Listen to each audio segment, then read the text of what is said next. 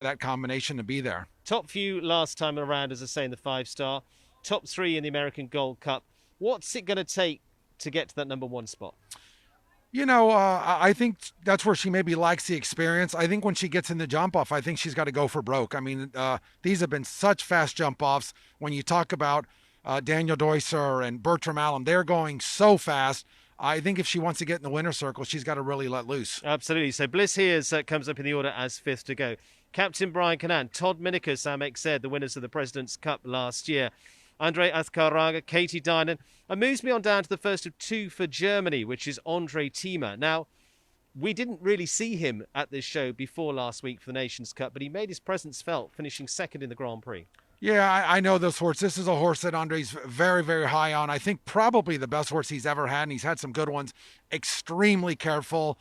Good placing last week, a good placing in the qualifier on Thursday.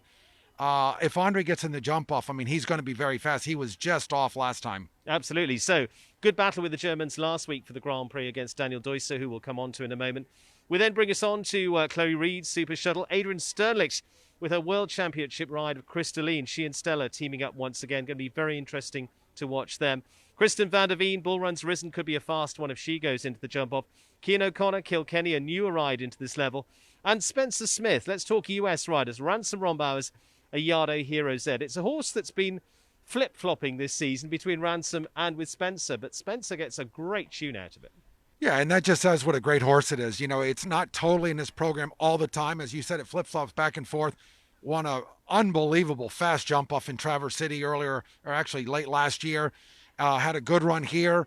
I think if Spencer gets in, he is one, even though he's a younger rider, he will go for broke. Absolutely. And he did win a Grand Prix here a few years ago, but those of us that remember, it was on the only clear round. Yeah, exactly. But, he's a fast rider. I mean, the class he won in Traverse City was extremely fast. So he gets along very well with that horse, and I think you got to look for him. Good bit to play for there. Brings our first half to a close with Erin Ballard, Yuri Mansour and Niall Nassar. We spin into the second half of the field with Eve Jobs and Venue. Fantastic combination that have competed through to Barcelona Nations Cup final. Beat Manley, Olympic rider for Switzerland. Lily Keenan is next on my list. Chasnet Farms, faster. Been living up to the name. They were top three in the Grand Prix here last year. And again, another pairing that have gone very close. She's won a WEF class this year, but with a different ride. Yeah, and also jumped beautifully in the Nations Cup. So I think they're really playing it very smart with that horse. They're not overdoing it. She had a little bit of a hiccup early on in the circuit in the jump off. But, I think for her to win this class, it might be a little difficult. The one thing it's lacking is that rideability. But double clears mean a lot, especially for our country right now looking to get in that top 10, looking towards the Olympic Games. So I think she's looking for a double clear more important than anything. Absolutely. As you say, the double clears last week coming for several. Enrique Gonzalez of Mexico, Eduardo Menezes, gold medal winner from the Pan Am Games, Abdul Said, Emily Moffat. Sweden come back into the mix this week with Henrik von Eckermann and Peter Pan. Daniel Deusser of Germany, Stefex Stables, Killer Queen. 2 Grand Prix wins, I think 6 international wins so far. 2 Grand Prix, he's won a 4-star. He's very capable of winning a 5-star. He's done it many, many times before. How do we look past the world number 3? Daniel has just been on fire. He looks like he's schooling at home every time he goes in the ring. He's at ease. He's very comfortable here. He knows that mare quite well, having won a couple classes, but he's won on everything he's shown here. So, I think if you've got him coming behind you, you've got to be a little bit worried. What's so good about him and why is he so hard to beat? What's not good about him? I mean, everything he does, he's silky smooth. He does it all right. You don't see what's going on. He's extremely fast without looking like it. The guy's just a genius. Everything he does on horseback is exactly what everyone is looking to do. Absolutely simple as that. He makes it look easy.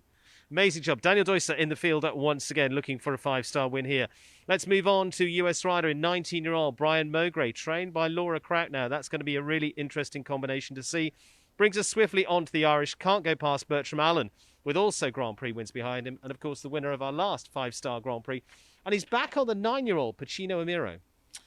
Yeah, the class he won here just a couple weeks was a very fast jump off, and he won it in hand. I mean, quite easily. We've talked about that horse, all the scope, very fast. He's very good about managing the front end. And he's riding with a lot of confidence. The more confident you get, the easier it gets. And again, I think tonight, never count him out. And really interesting with a 9-year-old, bearing in mind they haven't had much experience last year because of everything that went on. Yeah, and having jumped a few big classes already, and the horse doesn't seem to be getting backed off. The horse every week seems to be building and building and getting more confidence and growing. So I think that's why he's coming back with that horse again. Absolutely. Irish playing their part here tonight, we will see. We then come on, we've got Daniel Blumen, we've got Beezy Man, Harry Smolders for the Netherlands. Mario Delorier, completely consistent with that combination already. Top 3 in the Grand Prix here a few weeks ago. Jessica Springsteen, after a superb performance with Don Juan in the Nations Cup, follows that up again. Nicola Philipparts, Paul O'Shea, final 2 being Shane Sweetnam. And last to go, world number 2, Martin Fuchs, Leoneget, the ride this time. Not Clooney here tonight. But again, that's another horse that's getting great experience here. Yeah, the horse is getting a lot of experience. It's done quite well. Jumped a great round the other day in the qualifier. He's a very fast rider, whether he's on Clooney or he's not. And again, I think he's been in every major championship, shown all over the world. If he gets in the jump off, he's going to go for broke as well. Now, the really interesting thing tonight is it's solid from top to bottom. If you said to me, pick a winner, I'm going to throw my hands up in the air and say, I don't know. The competition here has gotten so tough. Every week we talk about the jump off and when they get in our picks. And as you say, it's anybody's game tonight. And there's so many good combinations all the way down the line. Before, when you talk about seeding the order and the lesser riders go at the beginning, there is no lesser rider. Yeah. So who's Jimmy's one to watch tonight? Wow. I mean, I hate to be redundant, but you got to keep looking at Daniel and Bertram. I mean, they've proved it week after week. And you just got to keep looking for those two. Absolutely. Well, Jimmy, you're going to be joining me in the commentary box. Thank you very much for that. Jimmy Tarana going to be with me as we build up into the big competition. But we've also been out talking to some of the riders to find out what their highlights of the season has been so far here in Wellington, and also looking ahead to the Rolex Grand Prix on week 11.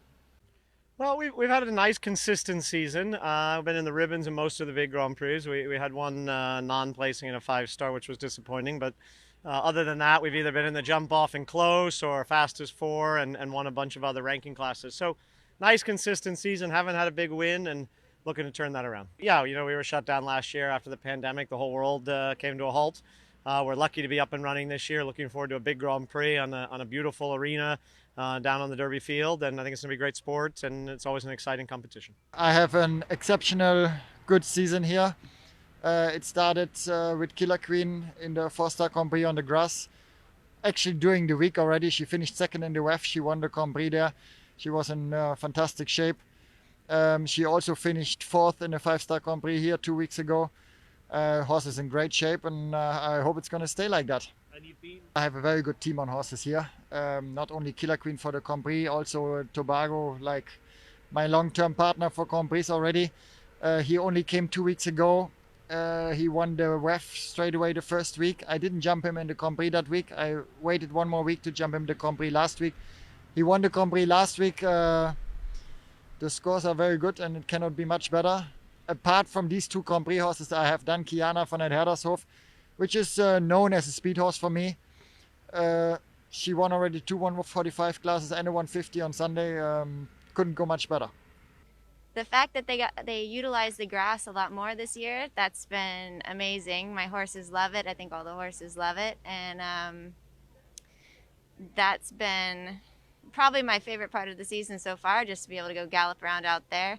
Obviously, I have a lot of, there's some young horses that are up and coming, and they've also had a great start being able to jump there. And the fact that they changed the program for this year, that we get to jump the Rolex on the grass, is just another exciting thing to look forward to. Well, my personal highlight of the season was obviously probably last week, jumping double clear in my first Nations Cup with Antidote. That alone is probably the highlight of my season. So anything else that happens this season is just gravy on top of it. So far, most of the season's been very good. Deacus has been really in form and been very consistent. Royce has been very consistent until a couple Saturdays ago. He was not quite himself, but I'm hoping he's going to come back and feel good. and looking forward to the rest of the season. Well, it's really exciting. It's always a great class here, and it's the culmination of a really long circuit. We missed it last year. I was looking forward to it last year, and hopefully I'll get in and we'll give it a shot. Well, I'm happy that my mare Bardolina, my World Championship mount at Tryon WEG, is really getting back in form. And she's been jumping all the 5-star here, fantastic. She was third in the last one. Just had a good round, and hopefully she's ready for the Rolex on the field week 11. Well, it's always a very exciting class. It's the last one of the circuit where really all the riders really get up for it. It's exciting. You can feel the atmosphere. And this year will be a little different on the field, and I think this will really add even a little more pizzazz, and we're all looking forward to it. It's just such a great field. Lots of room. You can gallop. Horses feel good. They can really land. It's very good cushion. Everything about it is great. This is what show jumping is about on a nice grass field like that. Yeah, it's been brilliant. Horses are going great. Obviously, winning the 5-star Grand Prix is highlight in anyone's season. And but I've had a very good run. I've had 2 Grand Prix and 2 WEFs, I suppose. So it's been great. Yeah, sure, that's the big one. We'll all be aiming for that out on the grass field, which is class. So fingers crossed. I'll normally jump Pacino, Zamiro in that, and hopefully he can have a shot. Yeah, well, I like it out there in the grass anyway. You know, the horses feel comfortable out there, so I'm looking forward to it. I think it's a great change for the class. I think we have a beautiful venue over at the polo field here. I'm excited about it. I've been waiting with Gazelle, not showing her too much, so I'm going to try to aim her for that class, and that'll be sort of the gear up for her season. Hopefully the Olympics will still go this year. You know, I think good horses jump anywhere. They jump on the grass, they jump on the sand, but I personally prefer the grass. I think the horses like it. It's a huge arena, which I think is great experience for the younger ones coming up, and for the older seasoned horses, it has a big venue feel like an Aachen or a Spruce Meadows. I mean, look around. You've got the best of the best here. I think we've got at least 5, if not more, of the top 10 riders in the world. So it's a heavy field, no matter how you cut it. So a few views from our riders competing both tonight and in the coming weeks. Looking forward to all of that. But let's take you down tonight's Douglas Elliman rundown of the international lineup. Where have they all come from to be a part of tonight's Grand Prix? Well, home riders for the USA, 14 of those here tonight as part of our field. Ireland strong once again, but with half the number, finishing with 7 riders in tonight's Grand Prix. We head down south, and it's 3 for Brazil, 3 for Mexico. Up north, and it's 2 for Canada. Across the water, and it's 2 for Egypt. Germany bringing 2 this week, of course. Remember, it was top 2 in the Grand Prix last week for Germany. Switzerland with 2, including Martin Fuchs and Beat Manley.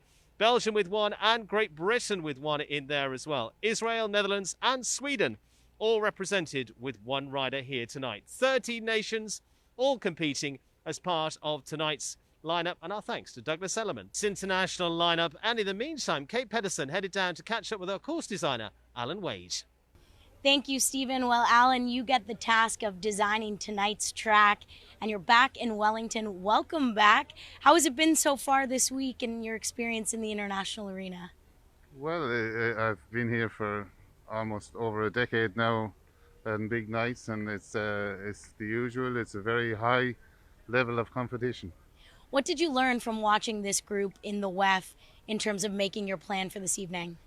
It's just a strength and depth of the field. Very high quality field for the WEF. Nice results, plenty clear. A lot of 4 falters, so it is true 5-star competition here this week. You mentioned to me that you wanted to watch that class as you developed your plan for tonight. What can those watching expect from the course? As a course designer, I just wanted to get a feel for the level of competition and the riders, and to see who was on form, and just that would I finalized my Grand Prix course after watching the qualifier. And what can they expect aside from a bit of a technical track and knowing that everything's been built to the specs? Well, that's basically it. A 5-star level Grand Prix is the same anywhere in the world. It's going to be to the specs. large obstacles, some difficult distances, and you have to bring your A game to a 5-star Grand Prix. All right, well, we're in for an exciting night. Thank you for joining us, Alan, and we'll send things back to Stephen Wild with a special ceremony ahead of tonight's class. Thank you, Kate. We'll take a close look at the course a little bit later on as part of our animation and rundown. We're also going to be reminding you of what's happened in the season so far. A few highlights of what already has seen some titanic battles, both here in this arena and down on the turf as well. In the meantime, I'm going to hand you down to the International Arena, a very special ceremony for the Hall of Fame of show jumping as the stars inducted and 2 more inductees tonight. And to take you through is Peter Doubleday. Thank you very much, Stephen. And ladies and gentlemen, we have a special award coming up here tonight that we'd like to share with all of you in our audience, as well as all of our show jumping fans worldwide. Certainly, induction into the Show Jumping Hall of Fame is an honor bestowed annually upon select individuals whose contributions to the sport have set them apart and whose influence has had a significant impact on the sport of show jumping and the equestrian community. It is because of their talents, efforts, accomplishments, and what they have brought to the sport that the election committee, comprising some of the nation's top riders, trainers, and officials, present the class of 2019. And the first of our 2 inductees here tonight who received a call from the hall just over a year ago, Leslie Burr Howard. She's with us here on the table bank here tonight for over 5 decades. Leslie has been one of the most competitive and beloved show jumping icons in the nation, with a slew of Grand Prix victories, titles, accolades to her credit. Leapin' Leslie was an integral part of the U.S. teams that won the team gold medal at the '84 Olympic Games in L.A., team silver at the '96 Olympic Games in Atlanta, also team gold and silver medals in the Pan American Games, and what is the 1986 FEI World Cup champion. Back in 1983, Leslie was part of the gold medal team in the Pan American Games in Venezuela, also named the American Grand Prix Association Rider of the Year, and her eventual Olympic Mount Albany was Horse of the Year, a feat he repeated in the year of 1984. 86, won the FEI World Cup final in Sweden and was honored as the Equestrian of the Year from our national federation. Over the course of her career, Leslie has competed in 18 FEI World Cup finals. That's quite a feat. One of Leslie's career highlights being named as Gem Twist rider after Greg Best was injured, and she successfully completed the '92 season, helping Gem earn the Horse of the Year honors for a record 3rd time. In 1994, Leslie represented the U.S. at the FEI World Equestrian Games. 2 years later, was a part of the U.S. team that clinched a silver medal in the 1996 Olympic Games in Atlanta. 97, she was honored with the Whitney Stone Cup for long and meritorious service. Later that year, won one of the world's richest show jumping events at Spruce Meadows, and also helped the U.S. team win the silver medal at the Pan American Games in Winnipeg, Canada. And also in 2002, she earned the title and also was a part of the U.S. team in the World Equestrian Games. Now, Leslie has taught and influenced many top jumper riders, too numerous to mark here this evening, but again, an illustrious career. A Grand Prix win in 2020 gave Leslie wins in 6 different decades, and she is the only rider to ride on teams under all 4 U.S. Chef to Keeps, including Bert, Frank, George, and Robert, and she's been honored in many of our other Hall of Fames for her illustrious career. Ladies and gentlemen, we applaud a new member of the Show Jumping Hall of Fame, Leslie Burr Howard. Way to go, Leslie. Leapin' Leslie. Well, thank you very much, and Leslie, quite an honor, and becomes now a member of the class of 2019. David, come on up here, and our second and final inductee here tonight. With me on my left side is my co-colleague at many, many events, David Disler. Devoted nearly 5 decades to the sport of show jumping, his career has seen him serve in most every role and has seen him rise from the in-gate starter to show manager to Olympic judge to FEI steward general. David has been a part of 5 Olympic Games, 2 as a judge, 1 as a FEI steward, 1 as an event coordinator, and 1 as a starter. And he has also been part of the 3 World Equestrian Games, 2 as a judge, and 1 as a co-manager back in 2010. This April was the 13th World, would have been the 13th World Cup final, 6 as a judge for David Dissler. Now, in addition, he has served as manager of several of the country's biggest and most important horse shows, including the show jumping Olympic trials, the Devon, Pennsylvania event, Washington International and National Horse Shows, as well as our Winter Equestrian Festival and USCF Show Jumping Talent Search. Highly respected for his honesty and integrity, regarded as one of the leading show jumping judges in the world. He has served on a jury at some of the world's most prestigious events, including Calgary, Spruce Meadows, the Dublin Horse Show, the Olympia Horse Show in London, Pan American Games, in addition to the FEI World Cup Finals, World Equestrian Games, and Olympics. David has served his sport through his leadership roles, many years as the FEI's Steward General, show jumping as a chairman of the Show Jumping Committee, vice president of the United States Hunter and Jumper Association, treasurer of the Show Jumping Hall of Fame, and also a co-star of the very world-famous Peter and David show, way, way back when. Ladies and gentlemen, let's welcome the call for the hall. Here is David Dissler, our newest inductee. Thank you all very much, and again, thanks for the great moments here up on the big board, and the season highlights coming up as we march up to a 7 o'clock start for our Grand Prix here tonight. What a season it's been so far. Let's take you through some of the highlights. Back to week 2. The 3-star Grand Prix with a 5-star field. Eric Lamar's, the 18-year-old Fine Lady 5. The pair that took bronze at the Olympics in Rio were back on top form and they led the way. But the big challenge would come from Great Britain and another Olympic gold medalist in Ben Mayer and another veteran horse, the 18-year-old Tic Tac. It was going to come down to the finest of margins, and as they came to the line it looked very, very close, and it was indeed just 1/100th of a second separating them. Ben Mayer to take the win on Jane Clark's Tic Tac for Great Britain. Doesn't get any closer than that.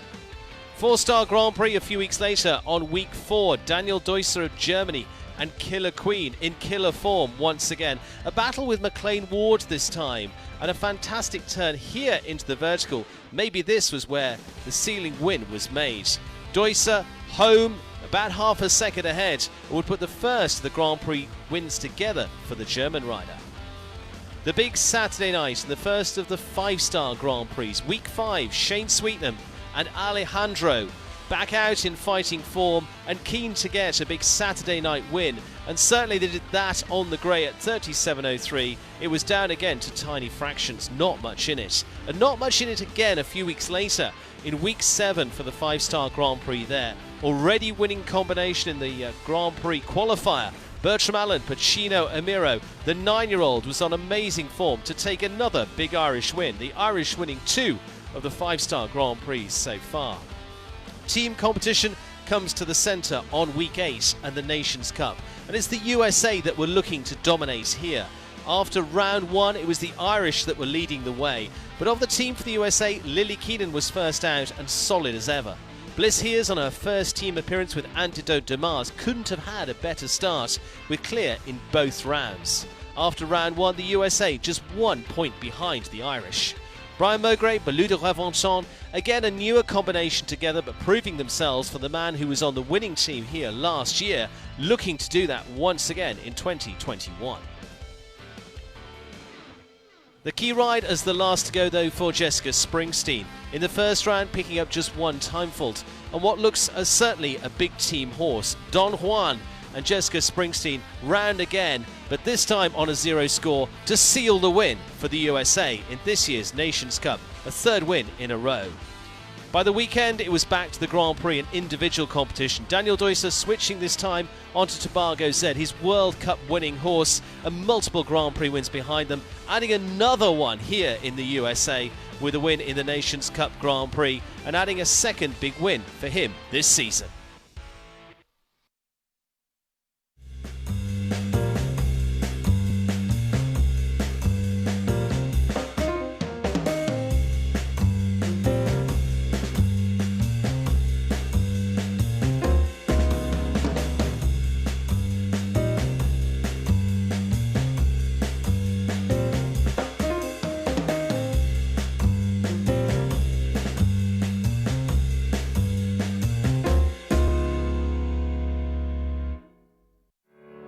Discover the Palm Beaches. Experience legendary hospitality in Florida's golf capital with special rates at the area's best resorts. Miles of uncrowded beaches stretch from Jupiter to Boca Raton. Small cities and beach towns are waiting for you to explore. More than 160 sun-soaked golf courses are inviting you to play.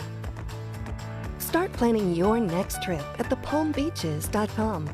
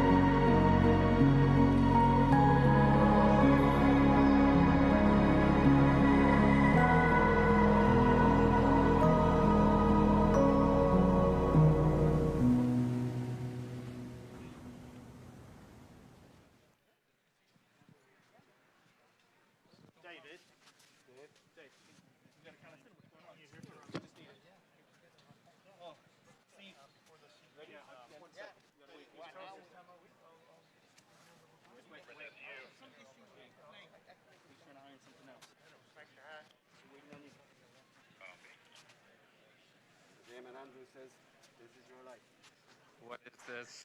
Ladies and gentlemen, a very good evening. And we're just trying to get him out into the ring because I know he doesn't like coming out into the ring at all. But today we have a very special presentation to make. And turn your attention down to the in-gate. You can also see him up on the screen as well, which means they can see you on the live stream as well. And very good evening to you. And so we're honouring a person tonight who's led the way here for the equestrian industry and making safe shows a reality in 2020, making it possible for everybody in our industry to continue with their livelihoods. It employs hundreds of people in the winter season and bring the Winter Equestrian Festival to fruition this year. We're actually making a new award this year, and this is going to be given to a person whose name's going to be inscribed on the trophy. He doesn't know any of this, by the way. We're going to proudly present the David E. Burton Jr. Perpetual Trophy for extraordinary service. And today it is going to David Burton this year for his tireless efforts in determining to host the shows here, both last year and this, producing shows that are as safe as possible for humans during the pandemic and while continuing to always put the horse first. David has been a part of the scene here for a long time now and is a great man to work alongside. Show manager, Chief Operations Officer for Equestrian Sport Productions, and oversees 42 weeks of equestrian venues here in this part of the world. A staff of hundreds literally competing and working behind the scenes here, not just here, but the Adequate Global Dressage Festival as well. David is the person who answers everybody questions and leads by example, by fairness, logic, and extremely dry humour as well. David, we're going to be presenting to you the David E. Burton Jr. Perpetual Trophy. Ladies and gentlemen, may I ask you to stand and give a round of applause to the man who's made this all possible.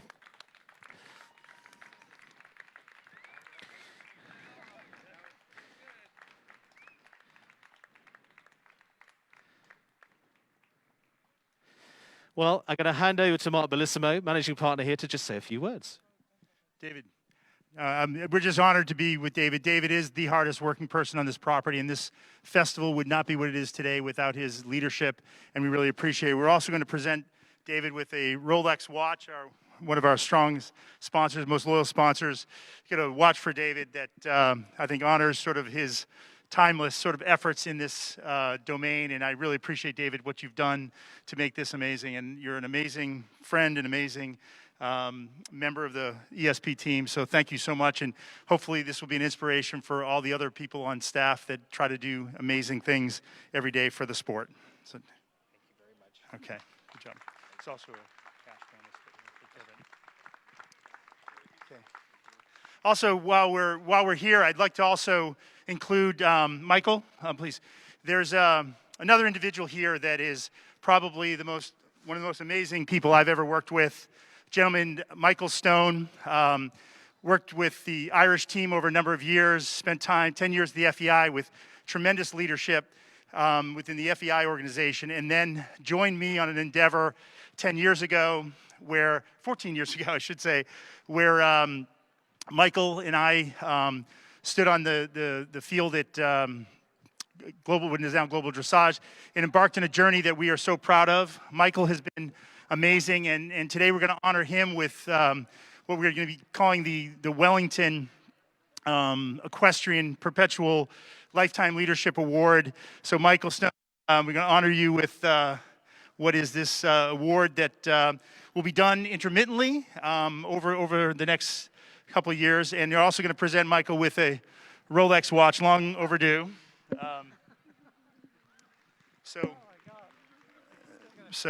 Hey. No, but again, an amazing person, and I hope you all get to know Michael Stone. He is just an amazing person and an amazing contributor to this environment. So thank you, Michael. Appreciate it. Okay. Thank you, Mark. Ladies and gentlemen, let's have one more round of applause. We wouldn't all be here without them. Congratulations. Thank you to Michael and to David. Amazing work they've done to make sure the show stays on the road.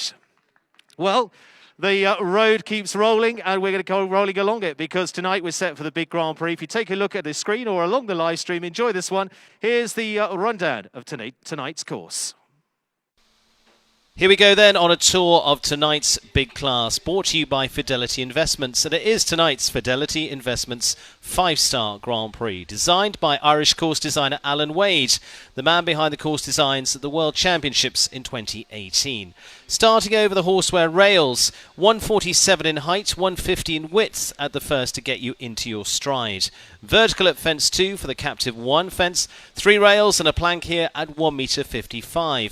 Round to fence 3, the Hermes fence with the water underneath, the Liverpool as it's known. 7 strides then up to the triple combination.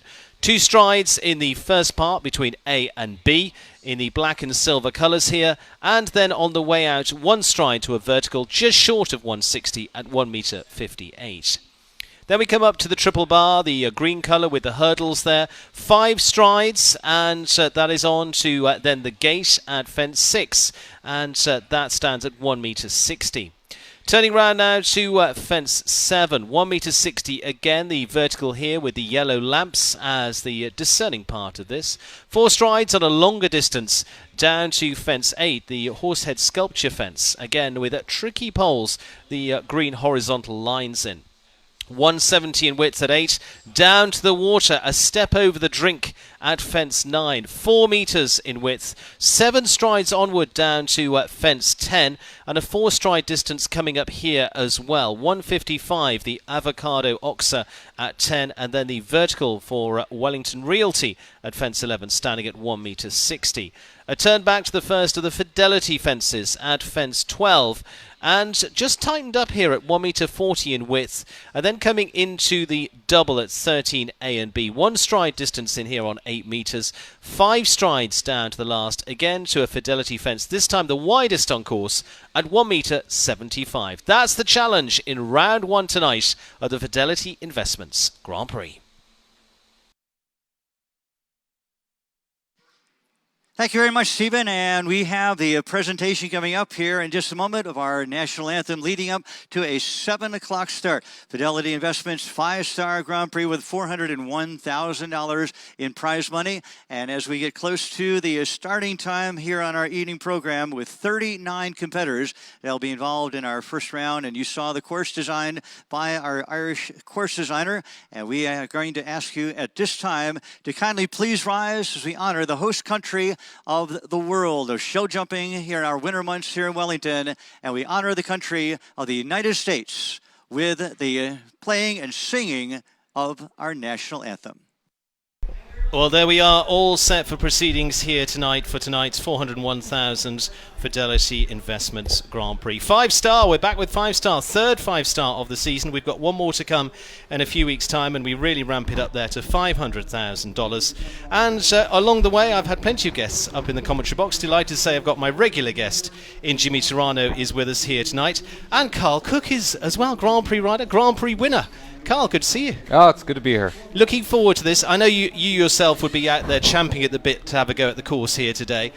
You and I have been having a little walk around the track earlier. Just give us a quick summation of what you think of it. I think it's highly technical. I think it lulls you into some areas where it might seem like it won't be as difficult as it is, but it's highly technical and it's highly, highly careful. How would you feel about riding it tonight? Oh boy. I mean, like anything, you have to approach it one step at a time. I mean, I wish I'd be out there. I would be super excited to jump it, but it's delicate, it's tough, and with a tight time allowed, that would make it very hard for me. Okay, we will see. So coming up is going to be our first round, and then the clears take us on to a jump off. Looking forward to that. Time allowed of 83 seconds here. Jimmy alongside me, 14 fences here in terms of numbers. It's about 17 jumping efforts as we go around this course. We were talking a little bit earlier with Carl. It's a bit of a marathon, this one. It's a long way around. Basically, once you jump fence 11 and you come by the gate, I think the horses are going to think they're done, and you got to turn back away from home to fence 12, and then that big double, and ends with a big wide oxer. So I think it's a big course. It's long, and as Carl said, it's a quite difficult track. Okay, well, Michael Duffy is going to be our first out of the 40 here tonight. As I say, rules are very simple. Fence down is 4 faults. If you're over the time allowed of 83 seconds, you pick up 1 time fault for every 4 seconds commenced. Basically, you need a clean sheet. That means no fences down inside the time allowed. Sounds simple, it is not. The Irishman Michael Duffy starts us off with the 10-year-old Zilton SLZ by Zorocco Blue for the HMF Equestrian. The Irishman based in Great Britain. Jump round on week 5, just a fence down on that occasion. Jumped as part of the Nations Cup here last week as well for the Irish team. Jimmy, I'm going to hand over to you for this first one. Talk us around the track with Michael. You know, the first line is a little bit of an awkward line, not really a number. I think you're going to see a variety there. Basically, as you all walked, set 7 strides to the triple combination. I think this is the friendliest part of the course. The triple is actually not overly big. It rides nice. And then from there on out, it's a tough track. This is a very difficult line, very tall vertical there. Michael, one of the younger riders for the Irish squad, but he's shown a lot of poise, a lot of experience. This horse jumped a super round just a couple weeks ago. That's a big vertical right out of the turn. And again, a tough oxer with those horizontal stripes on it. And again here, as Carl was saying, this all depends how your horse jumps the water jump. This is basically dead on in 7 strides. And this, depending how they jump that oxer, you might see 1 or 2 horses do 5 strides to that tall vertical. And then right here is where I was talking about. You got to turn away from home again. Oxer, this is quite a tall vertical jumping in. You really need a lot of power to come out of here, and this is a very wide oxer to end. Again, he ends up with the 4 faults like he did a couple weeks ago. This horse is a big jumper. Yeah. Actually jumped around there quite easily. Carl, what's your summation of the round for Michael Duffy there? Let's take a look at the replay here. Well, the parts we thought were going to be hard, he jumped clear, and the part we said was easy, he just had a light rub of that front rail of B. It's a lot of course, and it can get away from you real quick. Yeah. One little mistake can compound on the rest of the course. Well, let's go on to Skylar Riley now of the USA, a multiple winner of the likes of the American Gold Cup, 3-time World Cup finalist. Skylar with Catherine Gallagher's Robin du Palsoal, and a fantastic horse now, 16 years of age, good experience, and the Saint Francais, the French-bred horse by Elf d'Or. 6th in the Grand Prix a few weeks ago, jumped the 5 stars back on week 7, and looking to build on that here tonight. Carl, let's take a tour around with Skylar and get your thoughts on the course and her around here, because this is a good experienced horse that you've seen, because you're over on the West Coast, generally over in California, but you keep switching between East and West, which is great. But you've seen these combination a few times. Yeah, look, great canter to fence 1, but got a little bit under it to fence 1. It lulls you in, even though it's a ramped oxer, and just had that front rail down. And I think she's going to be kicking herself for that, because that was... I know when we walked the course, you said it's one to actually keep an eye on. you know, when you have such a lull fence for fence 1 on a big course, you naturally think about the rest of the course. But, you know, you got to jump them all clear. This line here, triple bar down to the vertical, what's it riding like? It's riding careful, but it's not as overtly technical as it can be, depending on your approach. You know, a little bit quiet to that skinny, which made the 4 less short, which I think was not a bad ride. So you had enough to carry over the back rail. In the water, unfortunately, that's going to mean 4. Yeah, she just didn't get going after that oxer before the water, but the rest of the line was ridden well. Coming into this final line, then that fence just drops as well. In here, it's going to be interesting to see how this line rides, Carl, down to the last. Yeah, because you're going away from the in-gate, and that caught her out a little bit. Not enough, you know, power off the floor.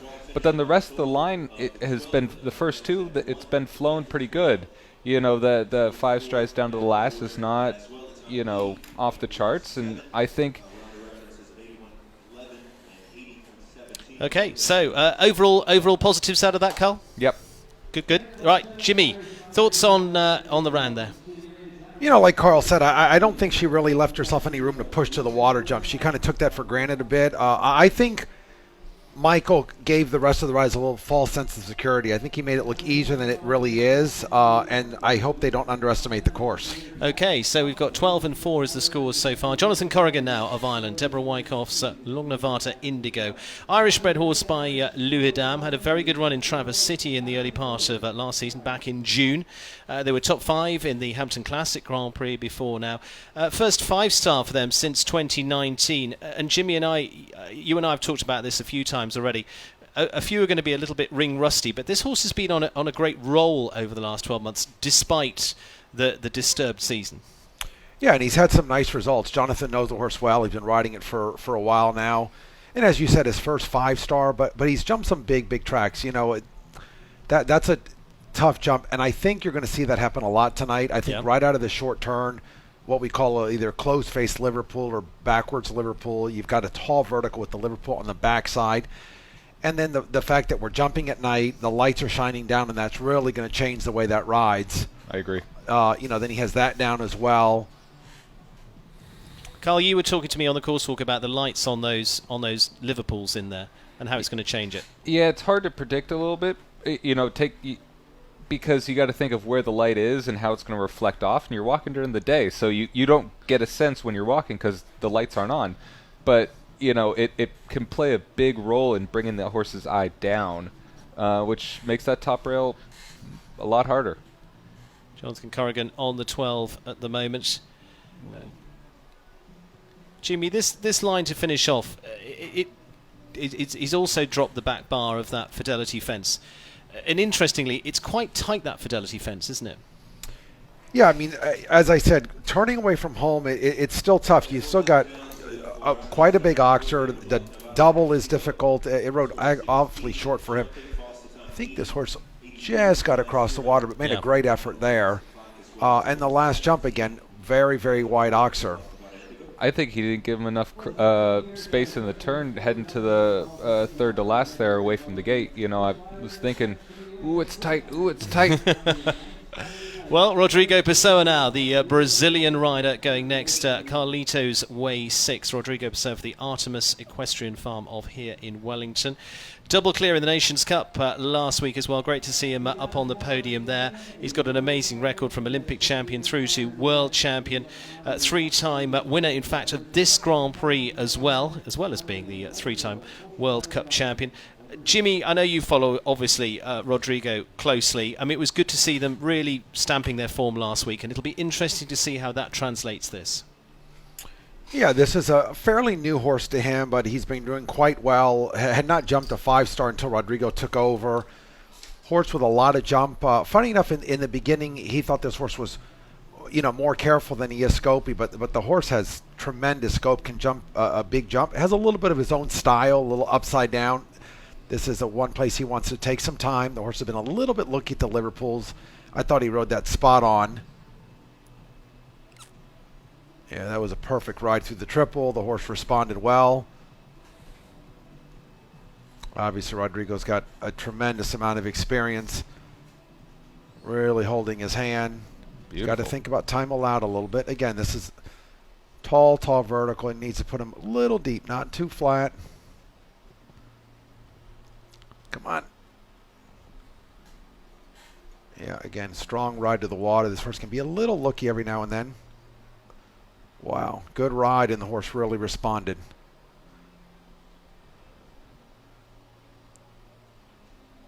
A 4's riding a little bit easier than you could think when he walked it.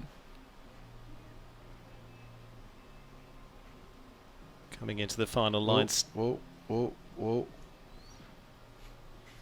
This is a textbook ride. That was just about as good as it can be done. I mean, every step of the way. I mean, it really, I got to say, Rodrigo really looked in form. The horse looked in form. Everything was right on key. Carl, your thoughts on that? What do you take away from that as a rider? I mean, he did what he had to do. When he had to push from A to B, he did it in the triple. He didn't override or underride. He had that turn to the third to last down just right on it. I mean, the only minuscule blemish was he got a little bit hard to turn to 13A, but he's still clear. So, I mean, you know, there's no fault there. It was just beautiful. Perfect. Well, Bliss Hears now. She's had some wonderful rounds in the last few weeks. We saw her last week in the Nations Cup. The team competition produced 2 brilliant rounds. It was her first team appearance to be a part of the winning team for Team USA. Antidote de Mars. They were 6th in the Grand Prix here last year as well. Training with the legend that is Michael Matz these days. Carl, I know you spent quite a bit of time riding alongside Bliss over on the West Coast as well with her. What's the take on her and Antidote these days? I mean, what can't you say? I mean, it's really great when you see a rider and a horse that just work, you know, and their ability together it's just special to watch them ride, and there's nothing else but good things to say about that match. Watching them through this line here. Ooh, yeah. Little bit tight there. A little bit of a struggle, but came at the triple bar and, you know, had to set it up. Yeah, but then paid after, got a little bit forward and couldn't bring it back. That's a bummer. Down to the water. And unfortunately, that looks as though that's going to be in. Yeah, just getting a little bit reckless. You know, as Carl said, she overrode that one oxer, and then it sort of got away, and it's just sort of continuing to roll downhill. She needs to, you know, unfortunately now she's coming down the last line, but she needed to find a place to just take a moment, put it all back together, and regroup. She kind of just kept rolling, and, you know, ended up getting to the water, not where she wanted to be, and had that as well. Finishes on a total of 8 there, 77-64. Bliss Hears and Antidote de Mars. Carl, overall, you know, couple down, but certainly as ever, not a bad round from them. Not a bad round. I mean, the middle, like we said, got a little ragged, but the first half, the first bit and the last, you know, down the last line was really good. So there's some really positives there. It just, you know, it was hard to bring back after that really forward triple bar ride. Excellent. Right. Well, we've got the one clear on the board in Rodrigo Pessoa and Carlito's Way 6 so far. Bliss Hears, we move on to one of the young guns in the field as well, in the 20-year-old Carlos Hank Guerrero for the H5 Sport Horses of Mexico. H5, Just the Music by Tornado FCS. Competed in 5 stars before now, down in the south of France, in Grosmont, in Saint-Tropez there. First 5-star of 2021. And Jimmy, again, for a number of riders like him, the youth riders, it's good to get them a few weeks on the bounce. He jumped last week, get back in there again this week, and just get a momentum going.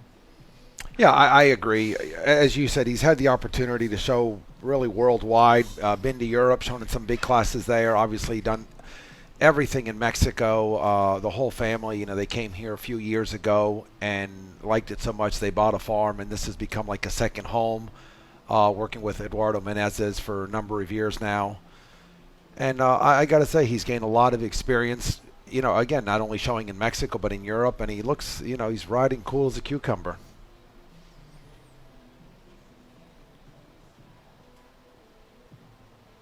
You know, and again, it's nice when you're jumping a class like this and you're riding a horse with this much ability. The horse looks like he's got all the ingredients: rideability, scope, careful.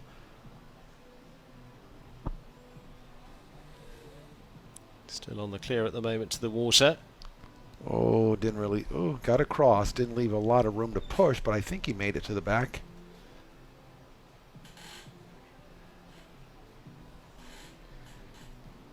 He's doing what he needs to do. I mean, it's all on point so far. It looks like it's all from the plan they set out. Time allowed 83 seconds. Just a little ripple there. Going to run close to time. Yeah. Oh. You know, that last line, you know, it can get a little bit continuing, and it can lull you in to that front rail we talked about at the walk. And you know, after such a power line, fence 14, you know, you don't have the same gas you had, you know, 7 fences before or at the beginning of the course. Yeah. So again, a little bit back to the endurance factor here as well. But he rode super. I mean, I remember a couple of years ago back in California, the progress he's made he's done a great job. Absolutely. Yeah, and I think overall he's a good showing tonight. I think Stanley is watching these Mexican riders and he's thinking about the team that he's going to maybe send to the games, and I think that was a good showing here tonight for him. Captain Brian Cannan of Ireland, and this is Mr. and Mrs. Bob Stillers and his own Armick. Part of the team for Ireland previously in Spruce Meadows up in Canada, the big Nations Cup team competition up there, and riding this gelding by Armitage for Brian. Second in the 5-star Grand Prix here last year as well. That was with Penelope Cruz, but a very good string of horses around him right now for the Irishman. Carl, takeaways so far from the rounds you've seen. One clear out of it, couple of 4s, 8, 12, 17. Look, it's been great so far. You know, it's an Allen course, so you have rails all over you, and nothing scary or out of sorts. It's just, you know, a little bit careful on the fronts. You got some scope tests, but it's a great course, and I think it's a super test for all the riders. Jimmy, little look coming into that triple combination down there. Yeah, the horse was a little bit alert, a little spooky. You know, for our viewers at home, which maybe can't see, that triple combination is right alongside the VIP area, which horses can get a little distracted. And again, we keep talking about that third jump. That's a very difficult jump. I think that's the one place on the course that you've really got to take your time. I don't think that's a place to be a time saver. I think you got to jump it straight, you got to jump it careful, and make the time up somewhere else. And the time allowed isn't a crippler tonight. Yeah. You know, you don't have to run tonight. So here's the 5. Sorry to interrupt. Yeah. There's the 5. I thought we talked about that, Carl. We might see a couple, and there's our first one. It's the biggest horse that will ever do the 5 in that line. Because I know you were walking it earlier, Carl, just down in here into the double. Still coming on the clear at the moment.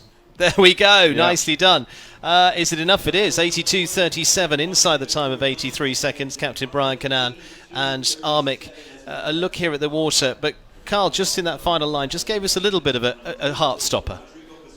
It was, but you know, the last line was the same as the rest of the course. He had to support the horse when the horse needed it, and he did it accurately and correctly. He didn't override any amount of it, but the horse needed him to be there, and he rode super. That was a great round. So, second clear of our lineup so far, Rodrigo Pessoa, and as I mentioned, the form before now of Brian Cannan. Just waiting to start is down there Todd Minicus, winner of the President's Cup last year, multiple winner of that, the event that takes place in Washington. Todd with Amex Z. And Jimmy's got an armband on tonight.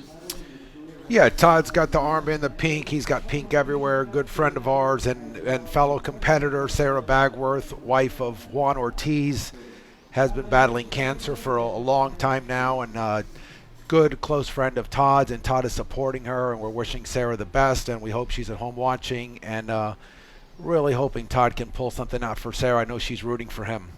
Well, plenty of us rooting for Todd here tonight. He's a many-time winner in this arena. Jimmy, let's have a look around this. I mean, this horse really can pull it out of the bag on the big occasion. Yeah, I mean, he won the big class in Tryon, as you said, the President's Cup there. Again, she does a lot of things her own way, as does Quality Girl, which he won a lot of big classes on.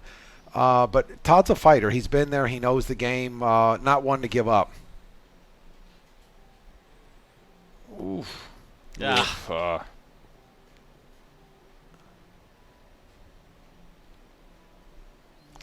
Yeah, horse just, the more he pushed out, the more she pushed back and just didn't get across the triple bar. Went up more than out. Give him a little encouragement here before the water jump. Spray of water there, so that's going to be 4.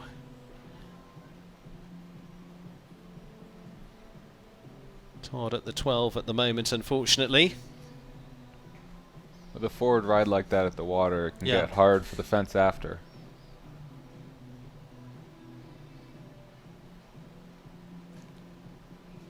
Final fence for Todd Minicus, and Amek said, wishing Sarah and the family all the best. 80.23, it is going to be a total of 12 there for Todd Minicus. And as you say, Carl, looking here, you take a strong ride at the water, and then it makes it difficult moving on from there. And it looked like he needed to ride that way to the water. You know, you want a strong ride at the water. You know, a weak ride at the water will also make the fence after the water hard. You know, he did what he needed to do. It just didn't have the result. Yeah, I mean, there was really nowhere on the course, in my opinion, where she had a careless rail. It was the back. She didn't quite get to the back of the water jump. She didn't quite get to the back of the triple bar. Didn't quite get to the back of the oxer. She was, I got to say, the mare was trying hard. And even at the water jump where she didn't get there, she made a good effort and really reached to get across, just didn't get there. It looked very correct. It was super. Andreas Azcárraga now of Mexico, and Contendros too, owned by Jaime Azcárraga and family. They've been second in Grand Prix in Europe before now, and finished one in the Grand Prix here back in November. Also won Grand Prix down in Mexico too. So Andreas setting sail here. 2 clears at this point with Captain Brian Canan and Rodrigo Pessoa. Jimmy, I'm going to hand over to you. Yeah, again, another rider that, you know, is trying to catch the eye of Standing Van Passion, the chef from Mexico. These boys, and actually even his father, Jaime, fighting to get on this team, and they're all doing their best to get there. This is a horse that I think he took him off of that C element too hard and really lost the shape, and that's why he had that down. I saw this horse. He came over a couple years ago. He did Southampton. He did Socrates the Million there, and I saw the horse. It looked quite competitive.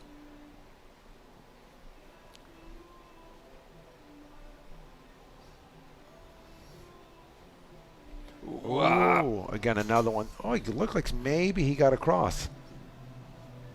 He did 6, right? Oof.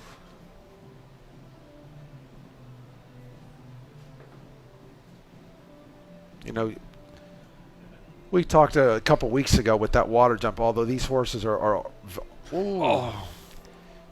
left him too much room there. I think he was thinking to almost give him a little gap into the double, and I think he overdid it. Yeah. And the horse just got confused. Yeah, I think the triple ride also caught him out. You know, he overrode the triple the opposite direction. Yeah.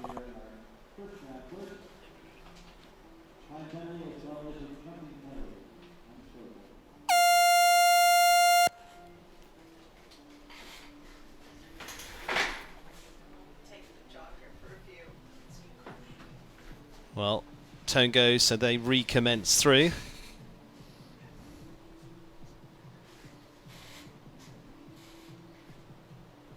Got to take a little bit of a hard approach here to the double, but and this time the horse jumps through there quite easily. I think he just overprotected the A element and ended up leaving too much space in front of that double.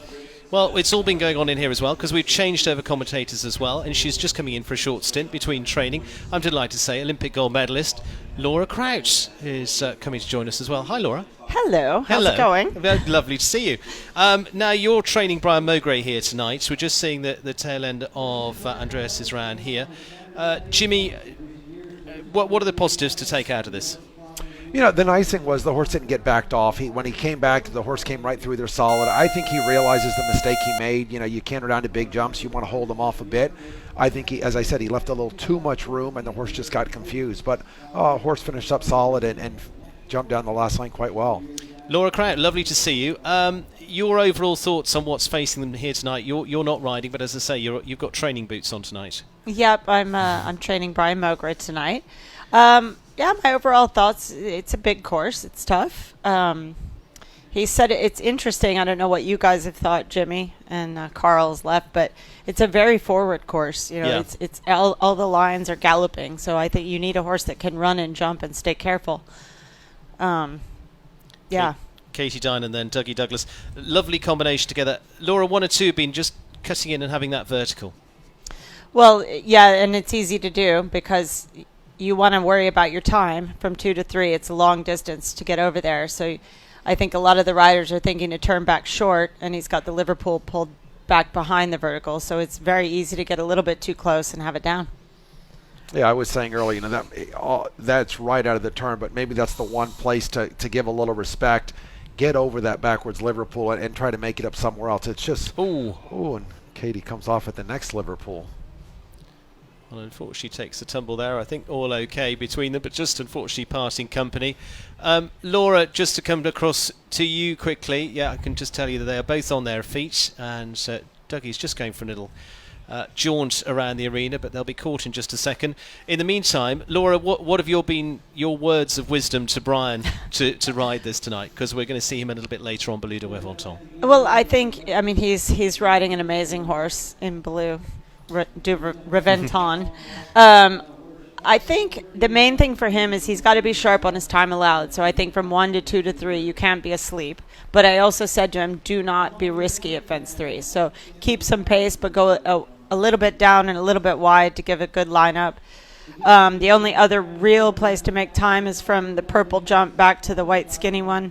He needs to keep coming around there, because then from the 4 stride to the water, the 7 and the 4, that's only as fast as you can make it. I think if he's good to there, I said just take a minute, take a breath, and don't take this Oxer out of the corner, fence, whatever that is, 12, for granted, because that's a hard jump to jump, and bring it on home. Okay, simple as that. Andre Thieme now for Germany finished second in the Grand Prix here last week as part of the Nations Cup. And the German rider heading into town, he's a twice winner of $1 million Grand Prix here in America. He's got a good name for himself out here in the US as well. Chikaria, this mare by Chap 47, as I say, headed over from Germany. Not one we've seen too much of, but Laura, I'm sure you've caught the eye of this one, or you've watched this one already. I mean, it's impressive. Oh, it's fantastic. I mean, it jumped unbelievable the other day. I haven't seen the horse that much, but I know Andre is on the long list for Germany for the Olympics, and he has really high hopes for this horse. It's just, he said to me, you know, it came local to his area, and I don't think anyone really thought that much of it, and I bet they wish they did. One of those ones that slips under the radar. Laura, I'm going to hand over to you to talk us through this line. Well, he obviously gave it a very good ride out of the corner, jumped it perfectly, and it looked like he rode right up in the 7. I was sort of half paying attention to you, Steve, but it jumped brilliantly through the triple. Andre is a great, strong rider. I think he knows how to make the horses clear the jumps. I don't want to hex him, but that's too bad. The horse just peaked a bit. Did you think, Jimmy? Yeah, I got maybe just a little bit green, and I think those rails with those other stripes, you know, that's a difficult jump to jump anyway, and then you throw in the Liverpool on top of that. I mean, even Dougie Douglas, the veteran, had a problem with that. So just on the 4 at the moment for Andre Thieme of Germany then. Step through this line, one more fence to go. Time he's got loads of time to get to the finish, but he's going to be round in 78.91, but be one fence down on the way. Third best score so far. And Laura, let's have a look at that line that you're talking about. He was good and straight there. He landed a little bit wobbly, but Andre's right on top of it. He had the horse perfectly balanced. I think, you know, as Jimmy said, the horse is still a little bit green, and sometimes it actually goes a little bit more behind than it even needs to. So he's constantly working to balance it, but he does a brilliant job. Jimmy, thoughts from you? Yeah, I mean, that looks like a promising horse for the future. As Laura says, he's been long listed for Germany, and he's won so much in Ocala and those $1 million classes, but I think he decided, and the Germans decided, he needed to come here and play against the big boys and you know, get seen. Chloe Reid now of the USA, and Super Shuttle, Hanoverian by Staccato, this 10-year-old mare for the Live Oak Plantation. She's had wins up in Live Oak, actually, in the previous shows there back last year. She's also been based in Germany with the Beerbams as well, training there too. Headed back here across the US. And Laura, she's been on a few of the US squads. I'm not sure whether on your teams before now, but a great asset to the squads. Oh, she is. She's a real fighter, and a real winner. She did a lot of winning this summer in Europe. With this horse, actually, at a much lower level. I'm so impressed with what she's done with the horse, she and Marcus and Meredith, to get her to this level. And she's jumping it easily. I have to say, I wouldn't have thought that she could do this as well as she is. And Chloe's giving her a really confident ride, and she's a tough competitor. There's that oxer again. Yeah, that's turning into the bogey. Maybe held off a little bit too much. I think you got to ride her up to that jump and almost dare them, hope they're going to miss the front rail. We've seen several have the back now. Just on the fall for Chloe Reid so far. Still puts them in the money at the early stages. Just a little touch there. I have to agree with Laura. I mean, in the beginning, you'd question if this horse could jump these tracks as easily as it is, and I got to say that was a super round. Well, there we finished on the 4:79.44. Laura, back to you. Just taking this back bar. Yeah, I mean, I think it looked to me like she had a good takeoff, and maybe she just didn't keep her leg there just to get across it. Maybe she was thinking for the water next or whatever, and just that little tiny mistake was too bad because she rode a really, really good round. Well, Chloe Reid there going into fourth place at the moment on the 4 faults. 2 clears to remind you, Captain Brian Canan and Armick and Rodrigo Pessoa. Carlitos way 6. On we roll to our next. And we're going on to Adrian Sternlich by the looks of it. Nick De La Joya was due to go, but that's definitely Adrian in the ring. Starlight Farms of Greenwich, Connecticut's Crystalline. Part of the World Championship winning team in 2018, alongside you, Laura. Yes, my teammate. So natural to throw over to you here on what a phenomenal combination this is. Oh, it's, yeah, they're an amazing couple. She has so much confidence in this horse, and the horse has been off for a little bit, and they've brought her back really slowly, and they're doing a great job. I think she's just probably about ready to jump a good clear round. Let's hope it's tonight.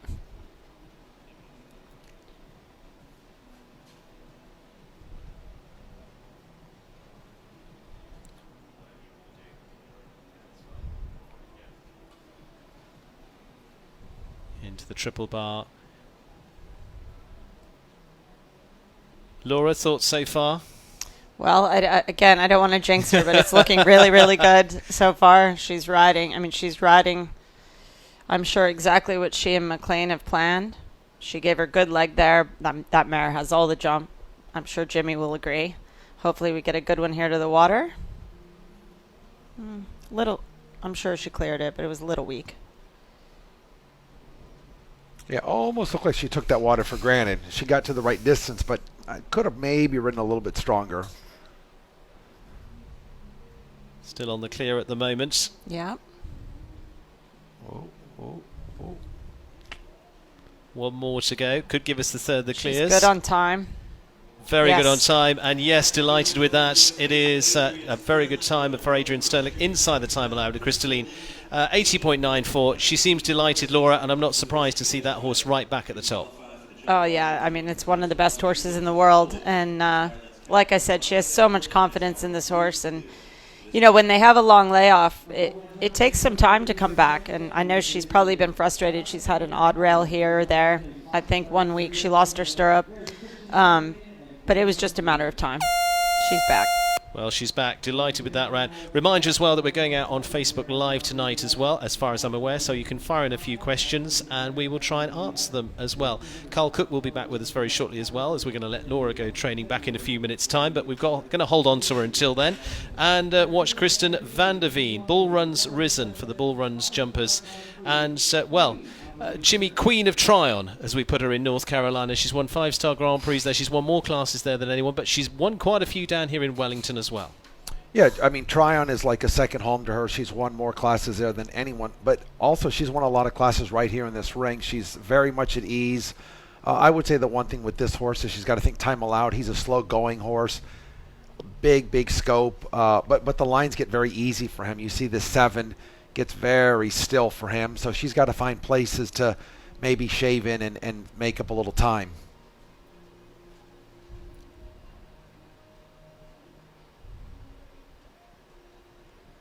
Well, Laura was saying earlier about, you can gallop along, but with this horse, everything is just so still. His stride it's almost too big. Oh, that was too bad. He just does it with such ease.